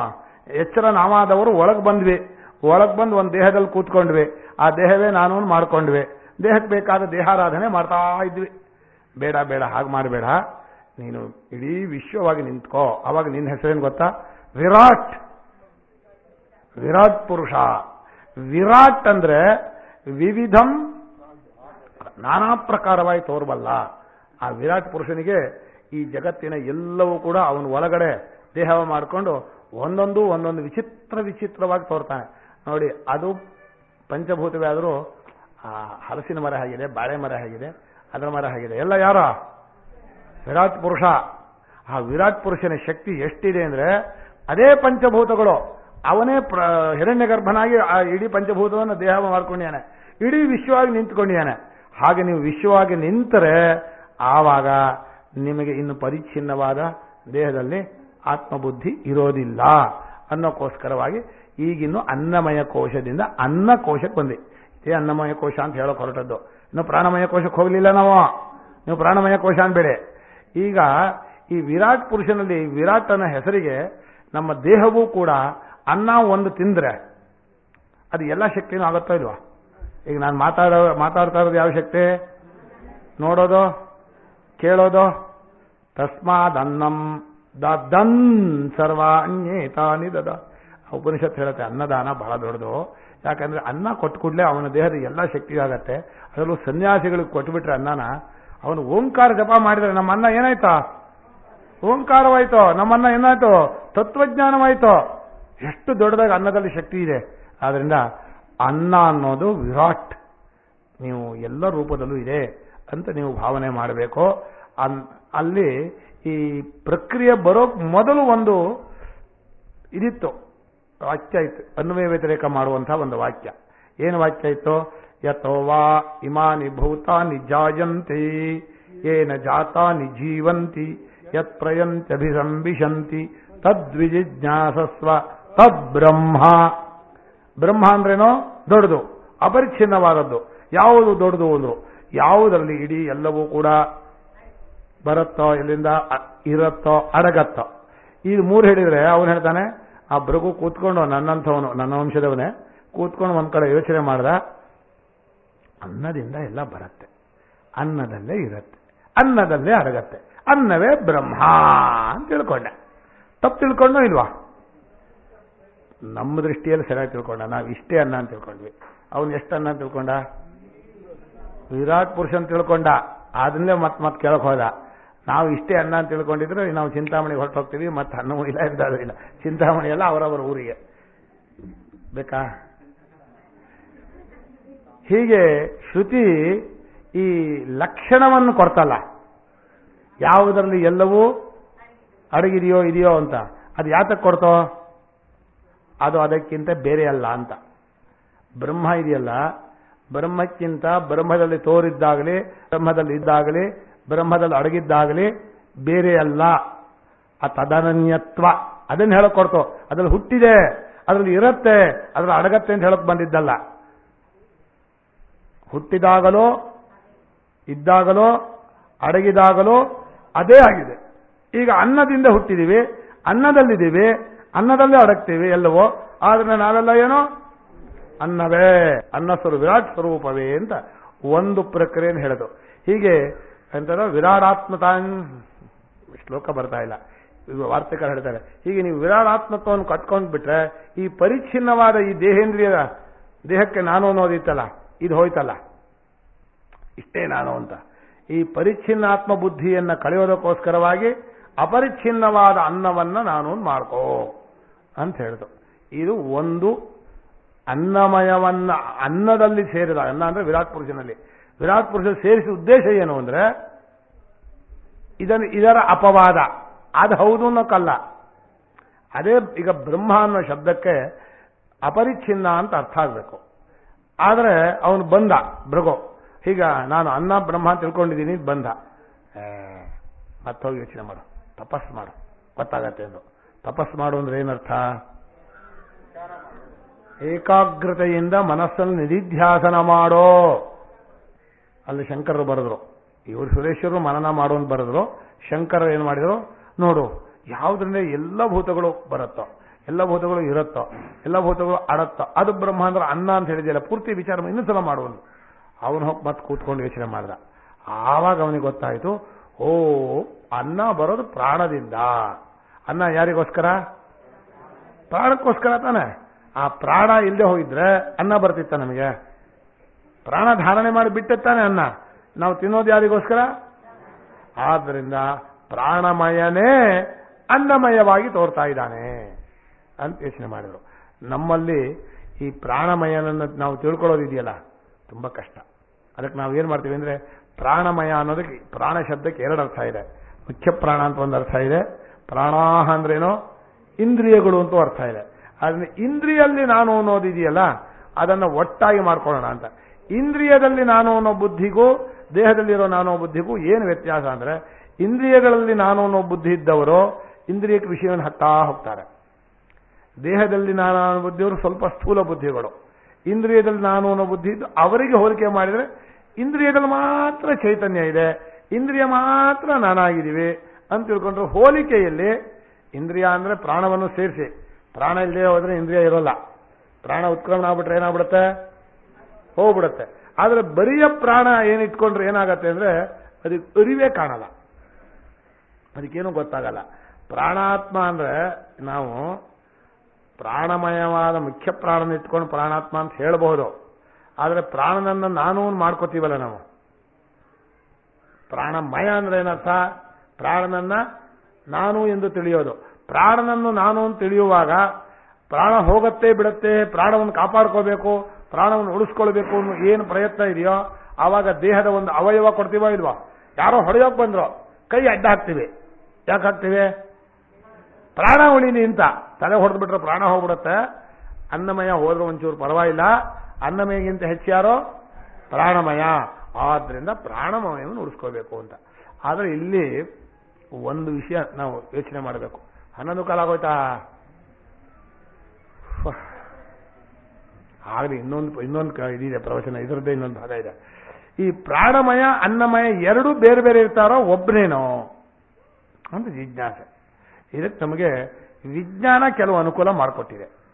ಈಗಿನ ವಿಜ್ಞಾನ ಏನ್ ಮಾಡಿದೆ ಅಂದ್ರೆ, ಎಲ್ಲ ಅನ್ನಗಳಲ್ಲೂ ಅಣು ಅಣುವಿನಲ್ಲೂ ಒಂದು ಒಳಗಡೆ ಅಲ್ಲಾಡ್ತಾ ಇರತ್ತಂತೆ. ಏನೋ 3 ಅದೇನೋ ಹೆಸರು ಹೇಳ್ತಾರೆ, ಏನದು 3 ಶಕ್ತಿನೋ 3 ಕಣವೋ ಏನೋ ಒಂದು ಒಟ್ಟಿನಲ್ಲಿ ಅಲ್ಲಾಡ್ತಾ ಇರತ್ತಂತೆ. ಇಡೀ ಜಗತ್ತೆಲ್ಲ ಏನಾಗ್ತಾ ಇದೆ? ಬರೀ ಅಲ್ಲಾಡ್ತಾ ಇರೋ ಹೊಟ್ಟೆ. ಅಲ್ಲಿ ಗಟ್ಟಿ ಇಲ್ವೇ ಇಲ್ಲ. ಇದೆಲ್ಲ ಟೊಳ್ಳೆ ಅಂತೆ. ಗಟ್ಟಿ ಅಂತ ಹೇಳ್ತೀರಲ್ಲ, ಒಳಗಡೆ ಅಲ್ಲಾಡ್ತಾ ಇರತ್ತಂತೆ ಇಡೀ ವಿಶ್ವ. ನಮ್ಮ ಇದರಲ್ಲಿ ಬರ್ದಿದ್ದಾರೆ ಅಂತ ಹೇಳಿಲ್ಲ, ಎಂತದು ಪ್ರಾಣಾತ್ಮವಾದ ಬರ್ಕ್ಸನ್ ಅಂತ.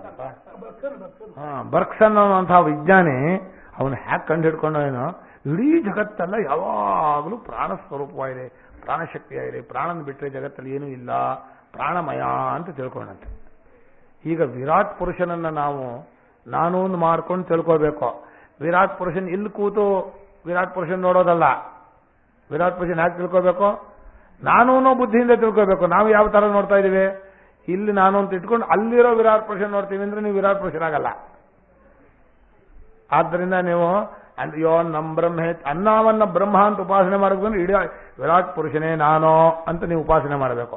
ವಿರಾಟ್ ಪುರುಷನೇ ನಾನು ಅಂತ ಉಪಾಸನೆ ಮಾಡಿದಾಗ ಈ ಪರಿಚ್ಛಿನ್ನ ಆತ್ಮಮಯನಿಗೆ ಒಂದು ತಿಂಡಿ ತಿನ್ಬೇಕಾಗಿತ್ತಲ್ಲ, ಆ ತಿಂಡಿ ಇಲ್ಲ ಅವನಿಗೆ. ಯಾಕೆ? ಎಲ್ಲ ಅವನೆಲ್ಲ ಅನ್ನವೆಲ್ಲ ಅಡಕಾಗಿ ಹೋಯ್ತು, ಇನ್ನು ಹೊರಗಡೆ ಇನ್ಯಾವುದೂ ಇಲ್ಲ. ಅಷ್ಟೂ ಪಂಚಭೂತಗಳು ಅವನ ದೇಹವಾದ್ದರಿಂದ ಅವನಿಗೆ ಬೇರೆ ಹೊರಗಡೆ ಅನ್ನ ತಿನ್ನಬೇಕಾಗಿಲ್ಲ, ತಿನ್ನೋದಿಲ್ಲ, ಅವನ ಅನ್ನ ಮುಗಿಯೋದಿಲ್ಲ, ಅವನನ್ನೇ ಎಲ್ಲ ತಿಂತಾರೆ ಅಂತ ಅಂದ್ಕೊಂಡಿದ್ದಾರೆ. ನಾನು ಇದಕ್ಕೆ ಉದಾಹರಣೆ ಹೇಳೋದಾದ್ರೆ, ನೀವು ಬೇಜಾರು ಮಾಡ್ಕೊಂಡು ಹೇಳ್ತೀನಿ. ಒಂದು ದೇಹ ಇದೆ, ದೇಹದಲ್ಲಿ ಈ ವಿಜ್ಞಾನಿಗಳ ಪ್ರಕಾರ ಎಷ್ಟು ಬ್ಯಾಕ್ಟೀರಿಯಾ ಇದೆ? ಬ್ಯಾಕ್ಟೀರಿಯಾ ಇದೆ ಇಲ್ವಾ? ಆ ಬ್ಯಾಕ್ಟೀರಿಯಾಗಳೆಲ್ಲ ಒಂದೊಂದು ದೇಹ ಉಳ್ಳುತ್ತಾನೆ, ಒಂದೊಂದಕ್ಕೂ ಆ ಅನ್ನಮಯ ಕೋಶ ಇದೆ ತಾನೆ. ಅಂದ್ರೆ ನಾನು ಅಷ್ಟೂ ಬ್ಯಾಕ್ಟೀರಿಯಾ ಸೇರಿರುವಂಥ ನಾವೆಲ್ಲ ಏನೋ ವಿರಾಟ್ ಪುರುಷರು ಆ ಬ್ಯಾಕ್ಟೀರಿಯಾ ದೃಷ್ಟಿಯಿಂದ. ಹಾಗೆ ನಾವೆಲ್ಲ ಬ್ಯಾಕ್ಟೀರಿಯಾಗಳು. ಯಾರಿಗೆ? ಸರಿ ಆಯ್ತು ಅಲ್ವಾ? ನೋಡಿ, ಈಗ ಅಷ್ಟಷ್ಟರಲ್ಲೇ ನಾನು ಅನ್ನೋ ಬುದ್ಧಿ ಬಂದಾಗ ಆ ವಿರಾಟ್ ಪುರುಷನ ಬುದ್ಧಿ ಎಷ್ಟು ದೊಡ್ಡದು ಅಂತ ಗೊತ್ತಾಗತ್ತೆ. ಈಗ ಏನ್ ಹೇಳಿದ್ರು ಅವರು? ಬ್ಯಾಕ್ಟೀರಿಯಾ ನೋಡ್ಬೇಡ, ದೇಹ ನೋಡ್ಬೇಡ, ಒಳಗಡೆ ಪ್ರಾಣ ಇದೆ ನೋಡು, ಅದು ಅಲಗಾಡ್ತಾ ಇದೆ. ಪ್ರಾಣ ಇದ್ರೆ ಇರುತ್ತೆ, ಪ್ರಾಣ ಹೋದ್ರೆ ಹೋಗ್ಬಿಡತ್ತೆ. ಪ್ರಾಣದಿಂದಲೇ ಈ ಅನ್ನಮಯ ಇರೋದು. ಆದ್ರೆ ಇದೆಲ್ಲವೂ ಏನೋ ಪ್ರಾಣವೇ, ಪ್ರಾಣಕ್ಕಿಂತ ಬೇರೆ ಇಲ್ವೇ ಇಲ್ಲ. ಈ ಪ್ರಾಣದ ಮೇಲೆ ಮೆತ್ತಿರೋದು ಅಂತ ಕೆಲವರು ಹೇಳ್ತಾರೆ. ನನಗೆ ಆಶ್ಚರ್ಯ, ಒಳಗಡೆ ಅಗ್ನಿಯ ಮೇಲೆ ಈ ಭೂಮಿನ ಹೀಗೆ ಮೆತ್ತಿದಾರಂತೆ.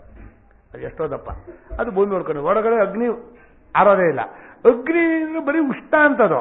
ಅಗ್ನಿ ಅಂದ್ರೆ ಈ ತರ ಇಲ್ಲ, ಗೋಡೆಗಾದ್ರೆ ಮೆತ್ತಬಹುದು, ಬರೀ ಉಷ್ಣಕ್ಕೆ ಹೇಗೆ ಮೆತ್ತೀರಿ? ಅದು ರೌಂಡಾಗಿ ನಡುವೆ ಟೊಳ್ಳು ಅಂದ್ರೇನೋ ಲಾವಾರಸ ಭೂಮಿನೇ. ಅದು ಲಾವಾರಸದ ಒಳಗಡೆ ಬರೀ ಉಷ್ಣ ಇದೆ. ಸೂರ್ಯನಲ್ಲಿ ಹೇಗೆ ಬರೀ ಉಷ್ಣ ಇದೆಯೋ ಆ ಭೂಮಿ ನಡುವೆ ಬರೀ ಉಷ್ಣ ಇದೆ. ಆ ಬರೀ ಉಷ್ಣದ ಇದಕ್ಕೇನಾಯ್ತು? ಮೇಲ್ಗಡೆ ಭೂಮಿ ಕಾದಲ್ಲ, ಲಾವಾರಸ ಬಂತು. ಲಾವಾರಸ ಬೆಂಕಿ ಅಲ್ಲ, ಲಾವಾರಸ ಮಾಡಿರೋ ಉಷ್ಣ ಬೆಂಕಿ ಒಳಗಿದೆ. ಅದರ ಮೇಲೆ ಲಾವಾರಸ, ಅದರ ಮೇಲೆ ನೀರು, ಅದರ ಮೇಲೆ ಮಣ್ಣು, ಅಷ್ಟು ಮೆತ್ಕೊಂಡಿದೆ, ಈ ಭೂಮಿಗೆ ತಿರುಗ್ತಾ ಇದೆ. ಹಾಗೆ ನಮ್ಮ ದೇಹವು ಒಳಗಡೆ ಅಗ್ನಿ ಇದೆ, ಅದರ ಮೇಲೆ ಮೆತ್ತಿದೀವಿ. ಆ ಅಗ್ನಿ ಪ್ರಾಣ ಎರಡೂ ಒಂದೇ, ಅದು ಕೆಲಸ ಮಾಡ್ತಾ ಇದೆ, ಉಸಿರಾಡ್ತಾ ಇದೆ. ಚೆನ್ನಾಗಿ ಹೇಳ್ಕೊಳ್ರಿ ಉಸಿರನ್ನ, ಹೇಳ್ಕೊಳ್ರ, ಪ್ರಾಣಮಯ ಆಗಿದ್ದೀರಿ, ಪರವಾಗಿಲ್ಲ. ಹೀಗೆ ಪ್ರಾಣಮಯಾತ್ಮ ಬುದ್ಧಿ ಇದೆಯಲ್ಲ, ಓ ಜೋರಾಗಿದೆ. ಆದ್ರೆ ಎಷ್ಟು ಚೆನ್ನಾಗಿ ಹೇಳ್ತಾರೆ ಅಂದ್ರೆ, ನಾಭಿಯಲ್ಲಿ ಅಪಾನ ಇದೆ, ಹೃದಯದಲ್ಲಿ ಪ್ರಾಣ ಇದೆ, ಈ ನಡುವೆ ಜಠರ ಕರುಳುಗಳೆಲ್ಲ ಇವೆ. ಅದು ಕಲ್ಪನೆ ಅಂತಲ್ಲ, ಈ ಹೇಳೋಕೆ ವ್ಯಾವಹಾರಿಕವಾಗಿ ಹೇಳೋಕೆ. ಇಲ್ಲಿಂದ ಇಲ್ಲಿ ಉಸಿರು ಓಡಾಡಬೇಕಂತೆ. ಈ ಗಾಳಿಗೆ ತಿರಿವತ್ತಲ್ಲ ಬಸ್ ಅಂತ, ಹಾಗೆ ಓಡಾಡಬೇಕು. ಓಡಾಡೋದು ಏನಾಗುತ್ತೆ ಅಂದ್ರೆ, ನಡುವೆ ಇರೋ ಬೆಂಕಿ ಇದೆಯಲ್ಲ ಜಠರದಲ್ಲಿ, ಅದು ಉರಿಯೋಕೆ ಶುರುವಾಗುತ್ತೆ. ಅದು ಉರಿಯೋಕೆ ಶುರುವಾದ್ರೆ ಏನಾಗುತ್ತೆ, ಅಲ್ಲಿ ಒಳಗಿರೋ ನೀರು ಆಹಾರ ಇತ್ತಲ್ಲ, ಅದೆಲ್ಲ ಪಚನ ಅಂದ್ರೇನೋ ಇನ್ನೂ ನೀರಾಗಿ ಇದಾಗತ್ತೆ. ಆವಾಗ ಆ ಕರುಳುಗಳೆಲ್ಲ ಇದೆಲ್ಲ ಅದು ಹೀರ್ಕೊಳ್ಳುತ್ತೆ, ಅನ್ನನೇ ಹೋಗಲ್ಲ, ಅದರ ರಸ ಹೀರ್ಕೊಳ್ಳುತ್ತೆ. ಅನ್ನದ ರಸವನ್ನ ಚೆನ್ನಾಗಿ ನುಣುಪಾಗಿರ್ಬೇಕು. ಅದಕ್ಕೆ ಸ್ವಲ್ಪ ಅಜೀರ್ಣ ಆದ್ರೆ ಚೆನ್ನಾಗಿ ಇಲ್ಲೇ ಮಿಕ್ಸ್ ಮಾಡಿ ಕುಡಿದ್ಬಿಟ್ರಿ. ಅಲ್ಲಿ ಮಿಕ್ಸ್ ಮಾಡಕ್ಕಾಗಲ್ಲ, ಇಲ್ಲೇ ಚೆನ್ನಾಗಿ ಅರ್ಧಬಿಟ್ಟು ಮೆತ್ತಗಿರೋ ಅನ್ನ ಊಟ ಮಾಡ್ರಿ. ಕರಲ್ಲಿ ಇದಾಗ್ಬಿಟ್ಟಿದೆ, ಹುಣ್ಣಾಗಿದೆ, ಬ್ಯಾಕ್ಟೀರಿಯಾ ಇದೆ, ಇದು ಅದಕ್ಕೆ ಟೈಫಾಯ್ಡ್ ಬಂದ್ಬಿಟ್ಟಿದೆ, ಕರಳಲ್ಲಿ ಆಗಿದೆ, ಮೆತ್ತಗಿರೋ ಆಹಾರ ತಿನ್ರಿ. ಅಂದ್ರೆ ಇಲ್ಲೇ ಅದನ್ನು ಮಾಡಿಬಿಡ್ರಿ, ಅಲ್ಲಿ ಏನು ಮಾಡಬೇಕೋ ಅದನ್ನು ಮಾಡಿಬಿಡ್ರಿ, ತಿನ್ರಿ, ಜೀರ್ಣ ಆಗತ್ತೆ ಅಂತ. ನಿಜ ಅದು. ನೀರೀಗ ಅಜೀರ್ಣ ಆದ್ರೆ ನೀರು ಕುಡೀರಿ ಅಂತಾನೆ. ಈಗ ಒಂದು ಅದ್ಭುತ ಅಂದ್ರೆ ನಮ್ಮ ಶಂಕರರು ಬರೆಯುವಾಗ ಈ ದೇಹದ ವಿಜ್ಞಾನವನ್ನು ಬರೋಲ್ಲ, ಪ್ರಾಣಾಪಾನನ ಬರೆಯುವಾಗ ಹೇಳಿದ್ರು, ನೀರು ಹಾಕಿದ್ರೆ ಉರಿಯತ್ತಂತೆ ಇಲ್ಲಿದು ಬೆಂಕಿ. ಈ ಬೆಂಕಿಗೆ ನೀರು ಹಾಕಿದ್ರೆ ಸಮುದ್ರದಲ್ಲಿ ನೀರೊಳಗೆ ಇದೆಯಂತೆ ಬೆಂಕಿ. ಇದೆಂತ ಅದರ ಕರೆಂಟ್ ಇದೆ. ಈ ಜಗತ್ತಿನ ವೈಚಿತ್ರ್ಯಕ್ಕೆ ಅರ್ಥ ಇಲ್ಲ, ನಮಗೆ ಗೊತ್ತಾಗಲ್ಲ. ಈಗ ಬೆಂಕಿ ನೀರಿ ಆರತ್ತೋ ಉರಿಯತ್ತೋ? ಅವ್ರು ಯಾರೋ ಒಬ್ರು ಹೇಳಿದ್ರು, ಹಿಮಾಲಯದಲ್ಲಿ ಒಂದು ತೊಟ್ಲಿದೆಯಂತೆ, ಅಲ್ಲಿ ಒಂದು ನೀರಿದೆ ಅಂತ. ಹೀಗಂದ್ರೆ ಅದೇ ಕಡ್ಡಿಗೆ ಹತ್ತತ್ತಂತೆ, ಇನ್ನೊಂದ್ಸಲ ಹೀಗಂದ್ರೆ ಆರತ್ತಂತೆ, ಏನು ಅಂತ ಗೊತ್ತಾಗಿಲ್ಲ ಅಂದ್ರು. ಈ ಅದ್ಭುತ ಇದೆ ಮಾಯೆ ಅಂದ್ರೆ ನಾವು ತಿಳ್ಕೊಳಕ್ಕಾಗಲ್ಲ ಅಂತ ಅರ್ಥ. ಅವ್ರು ಹೇಳಿದ್ದು ಬಹಳ ಅದ್ಭುತವಾಗಿತ್ತು. ನಾನು ಕೇಳಿದ ಕೂಡಲೇ ಭಗವಂತನ ಮಹಿಮೆ ಏನು ಹೇಳಕ್ಕ, ನಿಯಮ ಇಲ್ಲ. ನಿಯಮ ಇದೆಯೋ? ಇದೆ. ಆದರೆ ನಿಯಮ ಎಲ್ಲೆಲ್ಲೂ ಇದೆಯೋ? ಇಲ್ಲ. ನಮ್ಗೆ ಎಷ್ಟೋ ವಿಷಯಗಳು ನಮ್ಗೆ ಗೊತ್ತಿಲ್ಲದೆ ಎಷ್ಟೋ ಕಾಯಿಲೆ ಹಾಗೆ ಏನೂ ಮಾಡದೆ ಹೋಗುತ್ತೆ. ಸುಮ್ಮನೆ ಕಾಯಿಲೆ ಬಂದ್ಬಿಡುತ್ತೆ. ಸುಮ್ಮನೆ ಬಂತು ಅಂತ ಅಂತೀವಿ, ಆಮೇಲೆ ತರ್ಕ ಮಾಡ್ತೀವಿ, ಇದು ಮಾಡಿದ್ರೆ ಹೀಗಾಗ್ತಿತ್ತು ಅಂತ. ಏನೂ ಇಲ್ಲ, ತರ್ಕಕ್ಕೆ ಅರ್ಥ ಇಲ್ಲ. ಅವರು ಮಲಗಿದ್ರಂತೆ, ಇದ್ದಕ್ಕಿದ್ದಾಗ ರಾತ್ರಿ ಹಾರ್ಟ್ ಅಟ್ಯಾಕ್ ಆಗ್ಬಿಡುತ್ತಂತೆ, ಹೋಗ್ಬಿಟ್ರಂತೆ. ಯಾಕೆ ಹಾರ್ಟ್ ಅಟ್ಯಾಕ್ ಯಾಕೆ ಅಂತ ಆಮೇಲೆ ಹೇಳ್ಬೇಕು. ಏನೂ ಇಲ್ಲ, ಅಲ್ಲಿ ಡಾಕ್ಟರ್ ಕೇಳಿದ್ರೆ ಹೋದ್ರು ಇದು ಆಯ್ದು ಅಂತ ಹೇಳ್ತಾರೆ. ಯಾವುದಕ್ಕೂ ತರ್ಕ ಇಲ್ಲ. ಈಗ ಪ್ರಾಣಾತ್ಮ ಇದಾನಲ್ಲ ಇವನು, ಇಡೀ ವಿಶ್ವವನ್ನು ವ್ಯಾಪಿಸ್ಕೊಂಡು ಅಲಗಾಡ್ತಾ ಇದ್ದಾನೆ. ಎಲ್ಲಿವರೆಗೆ ಪ್ರಾಣ ಇರುತ್ತೋ ಅಲ್ಲಿವರೆಗೆ ಆಯುಷ್ಯ. ಈ ಪ್ರಾಣನೇ ನಾನು ಅಂತ ಯಾರು ಉಪಾಸನೆ ಮಾಡ್ತಾರೋ ಅವರಿಗೆ ತುಂಬಾ ವರ್ಷ ಆಯುಷ್ಮಂತರಾಗ್ತಾನೆ. ಪ್ರಾಣಕ್ಕೆ ಪ್ರಾಣ ಹೋಗಲ್ಲ, ನಮಗೆ ಪ್ರಾಣ ಹೋಗ್ಬೋದು. ಇಡೀ ವಿಶ್ವವೇ ಪ್ರಾಣಾತ್ಮ ಆದ್ರೆ ಅವನು ಎಲ್ಲಿ ಹೋಗೋದು? ಪ್ರಾಣಕ್ಕೆ ಮನುಷ್ಯನಿಗೆ ಪ್ರಾಣ ಇರೋರಿಗೆ ಆಯುಷ್ಯ ಅಂತ ಹೇಳಿದ್ರು. ಪ್ರಾಣ ಹೋಗೋದಾದ್ರೆ ಇಲ್ಲಿಂದ ಬಿಟ್ಟು ಹೋದ್ರೆ ಆಯುಷ್ಯ ಹೋಯ್ತು. ನಾವೇ ಪ್ರಾಣಾತ್ಮರಾದ್ರೆ ಹೋಗೋದೇ ಇಲ್ಲ. ಹೀಗೆ ಪ್ರಾಣಾತ್ಮರಾದ ನಾವು ಇಂದ್ರಿಯಗಳಲ್ಲಿ ಸೇರ್ಕೊಂಡು ಏನು ಮಾಡಿದ್ವಿ ಗೊತ್ತಾ? ಆ ಇಂದ್ರಿಯಕ್ಕೆ ಅನುಕೂಲವಾದ್ದನ್ನು ನಂದು ಸಂಗ್ರಹ ಮಾಡಿದ್ವಿ.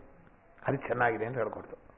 ಎಲ್ಲಿಗೆ ನಾನು ಅನ್ನೋ ಬುದ್ಧಿ ಬರುತ್ತೋ ಅದಕ್ಕೆ ವಿಷಯವಾದದ್ದನ್ನ ಪ್ರಿಯವಾದದ್ದು, ಅಲ್ಲಿ ಸುಖ ಇದೆ ನೋಡಿ.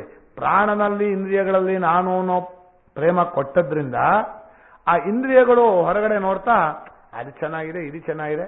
ತುಂಬಾ ಪ್ರಾಣಾತ್ಮ ಇಷ್ಟವಾದವರಿಗೆ ಕೆಲಸ ಮಾಡೋದೇ ಆನಂದ. ನನಗೆ ತುಂಬಾ ಇಷ್ಟ. ನಮ್ಮ ತಂದೆಯವರು, ನಮ್ಮ ಗುರುಗಳು ಇದ್ರಲ್ಲ, ಸುಬ್ರಹ್ಮಣ್ಯ ಅಂದ್ರೆ ಅದನ್ನ ನಾವು ಹೇಳ್ತಾ ಇದ್ದೆ ನಾನು. ನಮ್ಮೂರಲ್ಲಿ ಕೊನೆಗೆ ಏನಾಗ್ಬಿಡ್ತು ಅಂದ್ರೆ, ಇವರು ನಮ್ಮ ಗುರುಗಳು ಸುಬ್ರಹ್ಮಣ್ಯರೇ ಪೂರ್ವಾಶ್ರಮದಲ್ಲಿ, ನಮ್ಮ ತಂದೆಯವರು ಸುಬ್ರಹ್ಮಣ್ಯರು. ಸುಮ್ಮನಿದ್ದವರು ಕಂಡ್ರೆ ಆಗಲ್ಲ. ಸುಮ್ಮನೆ ಏನು ಕೂತ್ಕೋತೀರಿ, ಹೋಗಿ ಕೆಲಸ ಮಾಡ್ರಿ ಬೆಳಗ್ಗಿಂದ ರಾತ್ರಿವರೆಗೂ. ಆಳುಗಳು ನಮ್ಮ ತಂದೆಯವ್ರ ಜೊತೆ ಕೆಲಸ ಮಾಡಿ ಅಯ್ಯಯ್ಯೋ ನಾಳೆ ಕೆಲಸಕ್ಕೆ ಬರಲ್ಲ, ಅವ್ರು ಬಿಡೋದೇ ಇಲ್ಲ ಅನ್ನೋರು. ಸುಮ್ಮನೆ ಕೂರಕ್ಕೆ ಬಿಡಲ್ಲ. ಅಂದ್ರೆ ಕೆಲಸ ಮಾಡೋದೇ ಆನಂದ. ಅಂಥ ಪ್ರಾಣಾತ್ಮ ಶಕ್ತಿ ನಿಜವಾಗಿ ಒಳ್ಳೇದದು. ನಾನು ಹೇಳೋದಾದ್ರೆ, ಈ ಕೂರೋ ಅನ್ನಮಯಕ್ಕಿಂತ ದೇಹಾಭಿಮಾನ ಹೆಚ್ಚಿರುತ್ತಲ್ಲ, ಪ್ರಾಣಮಯಕ್ಕೆ ಬಂದ ಕೂಡಲೇ ದೇಹವನ್ನು ದಂಡಿಸ್ಬೇಕು, ಚೆನ್ನಾಗಿ ಕೆಲಸ ಮಾಡಬೇಕು. ಆಗಲ್ಲ ಆಗಲ್ಲ ಅಂದ್ರೆ ಆಗಲ್ಲ. ನಮಗೆ ಗೀತೆಯಲ್ಲಿ ಒಂದು ವಾಕ್ಯ ಇದೆ, ಕರ್ಮೇಂದ್ರಿಯಾಣಿ ಸಂಯಮ್ಯ ಯಾಸ್ತೆ ಮನಸಾ ಸ್ಮರನ್ ಇಂದ್ರಿಯಾರ್ಥಾನ್ ವಿಮೂಢಾತ್ಮ ಮಿಥ್ಯಾಚಾರಸ್ಥ ಉಚ್ಯತೆ. ಕರ್ಮೇಂದ್ರಿಯ ಕೆಲಸ ಮಾಡಲ್ಲ, ಜ್ಞಾನೇಂದ್ರಿಯವನ್ನು ಹೊರ ಕಡೆ ಕಳಿಸ್ತಾ. ಇಂದ್ರಿಯ ಹಾಗಿದೆ ಹೀಗಿದೆ ಅಂತ ಶುದ್ಧ ಕಳ್ಳ ಅವನು. ಜ್ಞಾನೇಂದ್ರಿಯ ಹಿಡಿ, ಎಲ್ಲೂ ನೋಡಬೇಡ, ಏನು ಕೇಳಬೇಡ. ಕರ್ಮೇಂದ್ರಿಯ ದುಡಿ. ಆವಾಗ ಎಷ್ಟಿಂದ್ರಿಯಾಣಿ ಸಂಯಮ್ಯ ನಿಯಮ್ಯದ ಆರಭತೆ ಅರ್ಜುನ ಕರ್ಮೇಂದ್ರಿಯ ಕರ್ಮಯೋಗಂ. ಅಲ್ಲಿ ಏನ್ ಮಾಡ್ಬಿಟ್ಟಿಯಾನೆ ಅಂದ್ರೆ ಎಷ್ಟಿಂದ್ರಿಯಾಣಿ ಸಂಯಮ್ಯ ಅನ್ನಲ್ಲ, ಎಷ್ಟಿಂದ್ರಿಯಾಣಿ ಅಂದ್ರೆ ಜ್ಞಾನೇಂದ್ರಿಯಾಣಿ.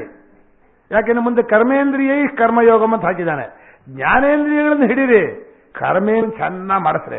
ಕರ್ಮೇಂದ್ರಿಯ 5 ಚೆನ್ನಾಗಿ ನಡೀರಿ, ದೇಹ ಚೆನ್ನಾಗಿದೆ, ಕೈಕಾಲು ಚೆನ್ನಾಗಿ ಕೆಲಸ ಮಾಡಿ, ಚೆನ್ನಾಗಿ ಪ್ರವಚನ ಮಾಡ್ರಿ, ಬಿಡ್ಬೇಡ್ರಿ. ವಾಗೀಂದ್ರಿಯವೂ ಕರ್ಮೇಂದ್ರಿಯ. ನೀವು ನಾನು ಮಾಡೋನೇ ಅಲ್ಲ ಸದ್ಯ. ಅಯ್ಯೋ ಪ್ರವಚನವೇ ಮಾಡೋಕ್ಕಾಗಲ್ಲ, ಬರೋಲ್ಲ, ಬಾಯಿ ಇಲ್ವಲ್ಲ. ನೀವು ಪರಾಧ್ಯ, ಅದೇ ಗುರುಗಳಿಗೂ ಬಾಯಿ ಇಲ್ಲ. ಆಯ್ತು. ಹೀಗೆ ಪ್ರಾಣಾತ್ಮನನ್ನ ನಾನು ಮಾಡಿಕೊಂಡು ಇಂದ್ರಿಯಗಳನ್ನು ಮಾಡಿಕೊಳ್ಳೋರು ಚೆನ್ನಾಗಿ ಕ್ರಿಯೆಯಿಂದ ಆನಂದ ಪಡ್ತಾರೆ, ಸಂತೋಷ ಪಡ್ತಾರೆ. ಕೆಲಸ ಮಾಡಿದೆ ಇವತ್ತೇನು ಕೆಲಸ ಮಾಡಿಲ್ಲ ಬೇಜಾರು. ನಾವು ಬಾಕಿಯವ್ರು ಹೇಳ್ತೇವೆ, ಅವ್ರಿಗೆ ಸುಮ್ಮನಿರಕ್ಕಾಗಲ್ಲ ಕಣ್ರಿ ಅಂತಾರೆ. ಸುಮ್ಮನಿರಕ್ಕಾಗಲ್ಲ ಅನ್ನೋರು ಸೋಮಾರಿಗಳು ಇವರು. ಅವರನ್ನು ಏನ್ ಬೈತಾರೆ, ಯಾವಾಗಲೂ ಕೆಲಸ ಮಾಡ್ತಾರೆ ಅಂತ.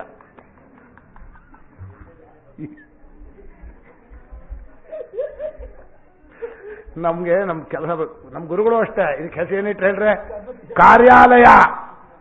ಬಾಯಿ ಬಿಟ್ಟು ಹೇಳೋರು, ಇದು ಕಾರ್ಯಾಲಯ, ಇದು ಜ್ಞಾನಾಲಯ ಅಲ್ಲ, ವಿದ್ಯಾಲಯ ಅಲ್ಲ. ಇದೇನಿದು ಕೆಲಸ ಮಾಡೋಬೇಕು. ನಿಮ್ಗೆ ಎಲ್ಲಿ ಚೆಂದಾಗಿ ವಿದ್ಯಾರ್ಥಿಗಳು ಕೆಲಸ ಮಾಡಬೇಕು, ಪಂಡಿತರು ಕೆಲಸ ಮಾಡಬೇಕು. ನಮ್ಮ ಗುರುಗಳ ಒಂದು ಉದಾಹರಣೆ ಹೇಳ್ತೀನಿ, ಟೈಮ್ ಆಗ್ಬಿಡ್ತು ಆಗಲೇ ಅದನ್ನ ಹೇಳ್ತೀನಿ. ಗುರುಗಳು 4:15 ಹೇಳೋರು. ಅವ್ರು ಕೆಲಸ ಮಾಡೋದಂದ್ರೆ ಅವ್ರ ಅಧ್ಯಯನ ಅಧ್ಯಾಪನ ಅದು ಕೆಲಸ ಇತ್ತಲ್ಲ, ಅವ್ರು ಮಾಡೋದಾದ್ರೆ ಹೇಗೆ ಮಾಡಿಸ್ತಾ ಇದ್ರು ಅಂತ. ಶಿಷ್ಯರು 7:30 ಟಣ್ಣನಷ್ಟು ಅಲ್ಲಿ ಇರಬೇಕು. ಅವ್ರು ಏನೇನು ಕೆಲಸ ಇದೆ ಬೆಳಗ್ಗೆ 4:15 ಅಷ್ಟೊತ್ತಿಗೆ ಮುಳುಗಬೇಕು.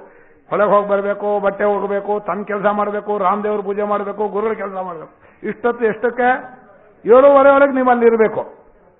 ಆಯ್ತಾ? ಪಾಠ ಶುರುವಾಗುತ್ತೆ. ಪಾಠ ಶುರುವಾದ ಕೂಡಲೇ ಮೊದಲು ಪ್ರಶ್ನವರು 8ಕ್ಕೆ ಬರಬೇಕು. ಪ್ರಶ್ನವರಲ್ಲಿ ಪ್ರಶ್ನವರಂದ್ರೆ ಇವರು 8ಕ್ಕೆ ಬರಬೇಕು. ಯಾರೋ ಅವ್ರ ರೂಮಲ್ಲಿ ಕೀ ಇರ್ತಿತ್ತು.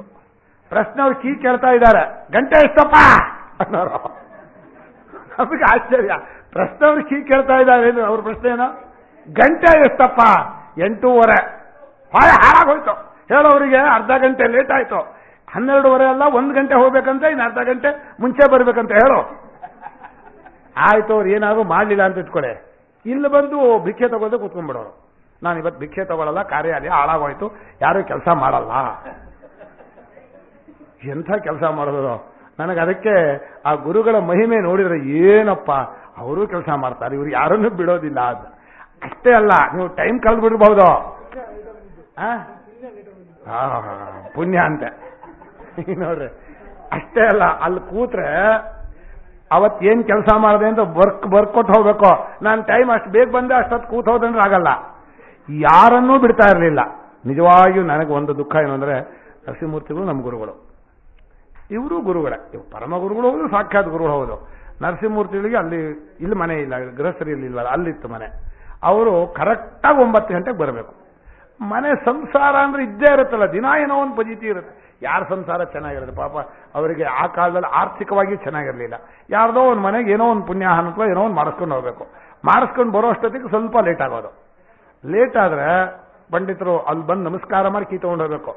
ಅದು ಅಲ್ಲಿ ಕೀ, ಇಲ್ಲಿ ಕೀನೂ ಅಲ್ಲೇ ಇರುತ್ತೆ, ಅಲ್ಲಿ ಕೀನೂ ಗುರುಗಳ ಹತ್ರ ಇರುತ್ತೆ, ಅಲ್ಲೇ ಸಿಕ್ಸಿರ್ಬೇಕು. ಸಂಜೆ ಹೋಗುವಾಗ ಕೊಟ್ಟು ಹೋಗ್ಬೇಕು, ಯಾಕಂದ್ರೆ ಮುಂಚೆ ಹೋಗ್ಬಿಟ್ಟ. ಆಮೇಲೆ ಟೈಮ್ ಬರೀ ಮುಖ್ಯ ಅಲ್ಲ, ಅವರವರ ವರ್ಕನ್ನು ಬರ್ಕೊಡ್ಬೇಕು. ನೀನ್ ಇವತ್ತೇನು ಕೆಲಸ ಮಾಡಿದೆ, ನೀನೇನು ಮಾಡಿದೆ, ಎಲ್ಲರಿಗೂ, ವಿದ್ಯಾರ್ಥಿಗಳಿಗೂ ಉಂಟು, ಪಂಡಿತರಿಗೂ ಉಂಟು, ಪ್ರಶ್ನವರಿಗೂ ಉಂಟು, ಅಧ್ಯಕ್ಷರಿಗೂ ಉಂಟು. ನರಸಪ್ಪನವರು ಬಯಸ್ಕೊಂಡದ್ದು ಸ್ವಲ್ಪ ಅಲ್ಲ. ನಮಗಂತೂ ಅವ್ರು ಬೈಯುವಾಗ ಅಯ್ಯೋ ಯಾಕೆ ಹೀಗೆ ಬೈತಾರೆ, ಹಾಳು ಮಾಡ್ಬಿಡ್ತೀರಿ ನೀವು, ಕಾರ್ಯಾಲಯ ನಿಮ್ಮಿಂದ ಹಾಳಾಗಿ ಹೋಗುತ್ತೆ, ಕೆಲಸ ಮಾಡೋಲ್ಲ ನೀವು ಅಂದ್ರೆ. ಪಾಪ ಅವ್ರು ನಿಜವಾಗಿ ನರಸಪ್ಪನವ್ರಿಗೆ ನಿಜವಾಗಿ ಕಣ್ಣಲ್ಲಿ ನೀರು ಬರುತ್ತೆ. ಅವರು ತಂದೆನೂ ಹೌದು, ಗುರುಗಳು ಹೌದು ಅಂತೇಳಿ ಸೇವೆಗೋಸ್ಕರ ಬಂದರು. ಬಡತನ ಇತ್ತು, ಮಕ್ಕಳಿದ್ರು. ಅವರು ಆ ಕಾಲದಲ್ಲಿ 60 ರೂಪಾಯಿ ಕ್ವಿಂಟ್ಲ ಏನೋ ಹೇಳಿದ್ರು. ಇವರು ತಂದೆಯವ್ರಿಗೆ ಮಾಡುವಾಗ ಯಾತಕ್ಕೆ ಅಂದರೆ ಒಂದು 20 ರೂಪಾಯಿ ಕಮ್ಮಿನೇ ತಗೋತೀನಿ, ಪರವಾಗಿಲ್ಲ ಅಂದ್ಬಿಟ್ಟು. ಸರಿ, 4-5 ವರ್ಷ ಆಯ್ತು. ಆಮೇಲೆ ಅವ್ರೇನು ಮಾಡಿದ್ರು, ಇಲ್ಲ ಈಗ ನಂಗೆ 60 ರೂಪಾಯಿ ಬೇಕು, ಹಿಂದಿಂದು ಬೇಕು ಅಂದ್ಬಿಟ್ರು. 4 ವರ್ಷ ಆದರೆ 12 48, 48 × 20 ಅಂದ್ರೆ ಹೆಚ್ಚು ಕಮ್ಮಿ 2,000 ರೂಪಾಯಿ. 2,000 ರೂಪಾಯಿ ಆ ಕಾಲದಲ್ಲಿ ಎಲ್ಲಿದೆ 2,000 ರೂಪಾಯಿ? ನಮ್ಮ ಗುರುಗಳು ಹೇಳಿದ್ರು ಆಗಲ್ಲ. ಅಲ್ಲ, ನೀವು ಅವತ್ತು ನೀವೇ ಕೊಡ್ತೀನಿ ಅಂತ ಹೇಳಿದ್ರಿ 60 ರೂಪಾಯಿ ಅಂತ. ಆಗಲ್ಲ, ನೀವು 60 ರೂಪಾಯಿ ಖರ್ಚು ಹಾಕಿ 20 ರೂಪಾಯಿ ಅವರಿಂದ ಜಮಾ ಬರ್ಕೊಳ್ಳಿ, ಡೊನೇಷನ್ ಅಂತ. ಏನ್ ಬರ್ಕೋಬೇಕಂತ? ಎಂತ ನೋಡ್ರಿ, ಮಗ ಇರಬಹುದು, ಕೆಲಸ ಮಾಡಿರಬಹುದು, ನಾವು ಒಪ್ಕೊಂಡಿರಬಹುದು. ಇದು ಕಾರ್ಯಾಲಯ. ಕಾರ್ಯಾಲಯದಲ್ಲಿ ಏನಾಗಬೇಕು? ಕೆಲಸ ಮಾಡಿ ಕಾರ್ಯಾಲಯಕ್ಕೆ ಸೇವೆ ಮಾಡಬೇಕು, ಸುಮ್ಮನೆ ಅಲ್ಲ ಇದು ಅಂತ ಹೇಳೋರು. ಅಯ್ಯೋ, ಗುರುಗಳು ನಡಗಿಸಿದ್ದು, ಪಂಡಿತರು ಬಯಸ್ಕೊಂಡದ್ದಂತೂ ಅವರು ಎದರಲ್ಲೇ ಬೈದ್ಬಿಡೋರು. ನಮ್ಮ ಪಾಠ ಮುಗಿದ ಕೂಡಲೇ ಒಬ್ಬರವರು 9ಕ್ಕೆ ನಮ್ಮ ಪಾಠ ಮುಗಿಯೋದು, ಕರೆಕ್ಟ್ ನಮ್ಮ ಪಾಠ ಮುಗಿಯೋದಕ್ಕೂ ಅವ್ರು ಬರೋದಕ್ಕೂ ಸರಿ ಆಗಬೇಕು. ಒಂದು ಕೈಕಾಲು ತೊಳ್ಕೊಂಡು ಅವ್ರು ಬಂದು ಅಲ್ಲಿ ಕೂತ ಅರ್ಧ ಗಂಟೆ ಲೇಟ್ ಆಯ್ತು ಅಂದ್ರೆ ಇಲ್ಲಿಗೆ ಹೋಗಿದ್ರೆ ಏನ್ ಮಾಡ್ತಾ ಇದ್ರೆ 9:15 ಹಾಳಾಗೋಯ್ತು ಕಾರ್ಯಾಲಯ. ಇಷ್ಟು ಪ್ರೂಫ್ ನೋಡೋದಿದೆ ಅನ್ನೋರು. ಆ ಪ್ರೂಫ್ ಅದು 1 ಸಲ 2 ಸಲ 3 ಸಲ ತಿದ್ದಬೇಕು. ಮೊದಲನೇ ಸಲ ಏನಾದ್ರೂ ಅವ್ರಿಗೆ ತಗೊಂಡು ಹೋಗಿ ಕೊಟ್ಟು ಬಿಟ್ರೆ ಕಣ್ಣು ಹಾಳು ಮಾಡ್ಬಿಡ್ತೀರಿ ಅಂತ ಬೈಯೋರು. ಸಿಟ್ಟು ಅಂದ್ರೆ ಸಾಮಾನ್ಯ ಸಿಟ್ಟಲ್ಲ, ಆದರೆ ಸಿಟ್ಟು ತತ್ಕ್ಷಣಕ್ಕೆ. ನನ್ನ ಗುರುಗಳ ಮಹಿಮೆ ಏನು ಅಂದ್ರೆ, ಅವರು ಅವತ್ತು ಕೂತು ತಪಸ್ಸು ಮಾಡಿದ್ರಿಂದ ಇಷ್ಟು ಗ್ರಂಥ ಬಂತು, ಇಷ್ಟು ಜನ ಶಿಷ್ಯರು ತಯಾರಾದರು, ಇಷ್ಟು ಅದ್ವೈತ ಪ್ರಚಾರ ಆಯ್ತು. ಅವ್ರಿಗೇನಾದ್ರೂ ಬೇಕಾಗಿತ್ತಾ? ಆದ್ರೆ ಹೆಸರೇನಿಟ್ರು? ಪ್ರಾಣಮಯನಾಗಿರಬೇಕೋ, ಬರೀ ಅನ್ನಮಯ ಪ್ರಯೋಜನ ಇಲ್ಲ. ಭೋಗವಲ್ಲ ನಾವು ಮಾಡೋಕೆ ಚೆನ್ನಾಗಿ ದುಡಿಬೇಕು. ತುಂಬಾ ಅನುಕೂಲ ಇದೆ. ಈಗ ಸಮಯ ಆಯ್ತು, ಪುನಃ ಮುಂದೆ ಇನ್ನು 2 ಮಯ 3 ಮಯಗಳಿದೆ. 3 ಮಯಗಳನ್ನು ಹೇಳ್ತೇನೆ. ಓಂ ಶಾಂತಿ ಶಾಂತಿ. ನಾರಾಯಣ. ಈಗ ಪಾದಪೂಜೆ ಕಾರ್ಯಕ್ರಮ ಇದೆ. ಯಾರ್ಯಾರು ಹೆಸರು ಕೊಟ್ಟಿದ್ದಾರೋ ಅವರು ಬೇಗ 10 ನಿಮಿಷದೊಳಗೇನೆ ಕೈಕಾಲು ತೊಳ್ಕೊಂಡು ರೆಡಿಯಾಗಿ ಬರಬೇಕು ಅಂತ ಪ್ರಾರ್ಥನೆ. ಇಲ್ಲೇ ಸಭಾಮಂದಿರದಲ್ಲೇನೆ ಪಾದಪೂಜೆ ಆಗುತ್ತೆ. ಹೆಸರು ಕೊಟ್ಟವರೆಲ್ಲ ಬೇಗ ಬಂದು ಈ ಜಾಗವನ್ನ ವಿದ್ಯಾರ್ಥಿಗಳು